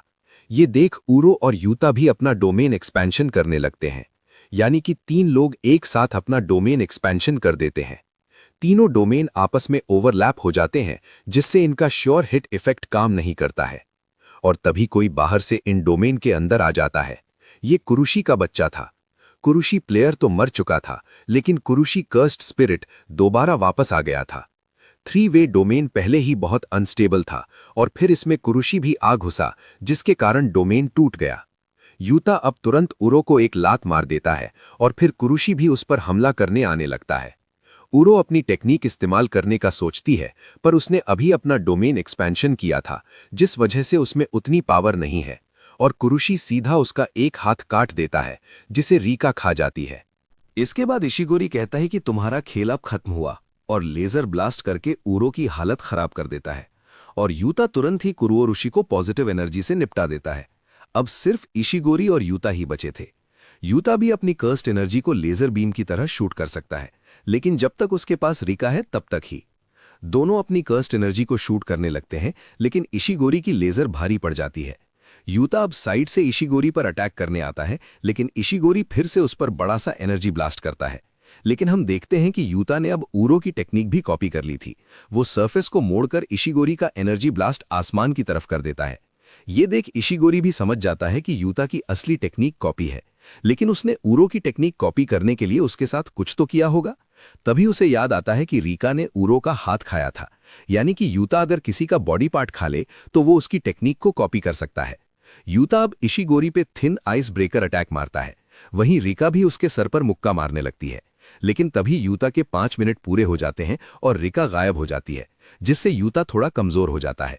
दोनों एक दूसरे को लात घूंसे मारने लगते हैं और यूता इशिगोरी को पकड़कर एक जगह रोक लेता है। तभी ऊपर से एक बड़ा सा एनर्जी ब्लास्ट इशिगोरी के ऊपर आकर गिरता है। ये वही ब्लास्ट है जो इशिगोरी ने किया था, लेकिन यूता ने उरो की टेक्निक यूज कर उसकी दिशा मोड़ दी थी। खैर, ब्लास्ट से इशिगोरी का खेल खत्म हो जाता है, लेकिन उसकी पेट भर के लड़ने की इच्छा पूरी हो गई थी। वो यूता को शुक्रिया बोलता है और गिर जाता है कि उसका पेट अब भर गया। लेकिन यूता इशिगोरी को जान से नहीं मारता। ये देख इशिगोरी बोलता है कि तुम बहुत नादान हो यूता, लड़ाई के बाद ऐसे दुश्मन को जिंदा नहीं छोड़ना चाहिए। यूता बोलता है कि ऊरो भी यही कह रही थी, यानी कि यूता ने उसे भी नहीं मारा। यूटा विशिगोरी से कहता है कि अपने सारे पॉइंट्स मुझे दे दो। उसने ऊरो के पॉइंट्स भी ले लिए थे। इन दोनों के पॉइंट्स और ध्रुव और कुरुशी को एलिमिनेट करने के पॉइंट्स मिलाकर अब यूटा के पास टोटल 190 पॉइंट्स हो गए थे। यूटा इशिगोरी से कहता है कि तुम्हें मेरे दोस्तों का शुक्रिया करना चाहिए कि उन्होंने ये पॉइंट ट्रांसफर वाला नया रूल ऐड करवा दिया, वरना तो शायद यूटा इन्हें खत्म कर देता। और दोस्तों, ये सीजन 3 यहीं पर एंड हो जाता है। हमें आने वाले सीजन की कुछ झलक भी देखने को मिलती है, जैसे सुकुना का असली रूप, माकी जो कि किसी कर्स स्पिरिट को मार रही है, हकारी जो कि काशिमो से लड़ने वाला है, यूकी और चोसो जो तेनगिन के बॉडीगार्ड बने बैठे हैं, एंजल मेगुमी को कहीं ले जा रही है, और केंजाकू जो कि गोजो के प्रिजन रेल्म के साथ समुद्र की गहराई में है, मेगुमी की बहन सुमिकी और सुकुना जो कि कुछ बड़ा कांड करने वाला है। तो दोस्तों, अगले एपिसोड्स में बहुत बड़े धमाके होने वाले थे, लेकिन अफसोस कि ये वाला सीजन एंड हो गया। हकारी और काशिमो की लेजेंडरी फाइट भी हमें अगले एपिसोड में ही देखने को मिल जाती। खैर, मैपा को ये सीजन भी 24 एपिसोड्स का ही बनाना चाहिए था। आपको ये सीजन कैसा लगा कमेंट करके जरूर बताइए। अगला सीजन अब शायद अगले साल ही आएगा, जिसमें कलिंग गेम आर्क पूरा एंड हो जाएगा। खैर, इसके बाद मुझे कौन सा एनिमे एक्सप्लेन करना चाहिए ये भी कमेंट करके जरूर बताना। और वीडियो अच्छा लगा हो तो इसे लाइक और शेयर भी कीजिए। और अगर आप हमारे चैनल ओटाकू रेक्स एक्सप्लेन्ड पर नए हैं तो हमारे चैनल को सब्सक्राइब करके बेल आइकन जरूर दबाइए। मैं मिलता हूं आपसे बहुत ही जल्द किसी नए वीडियो के साथ। शुक्रिया।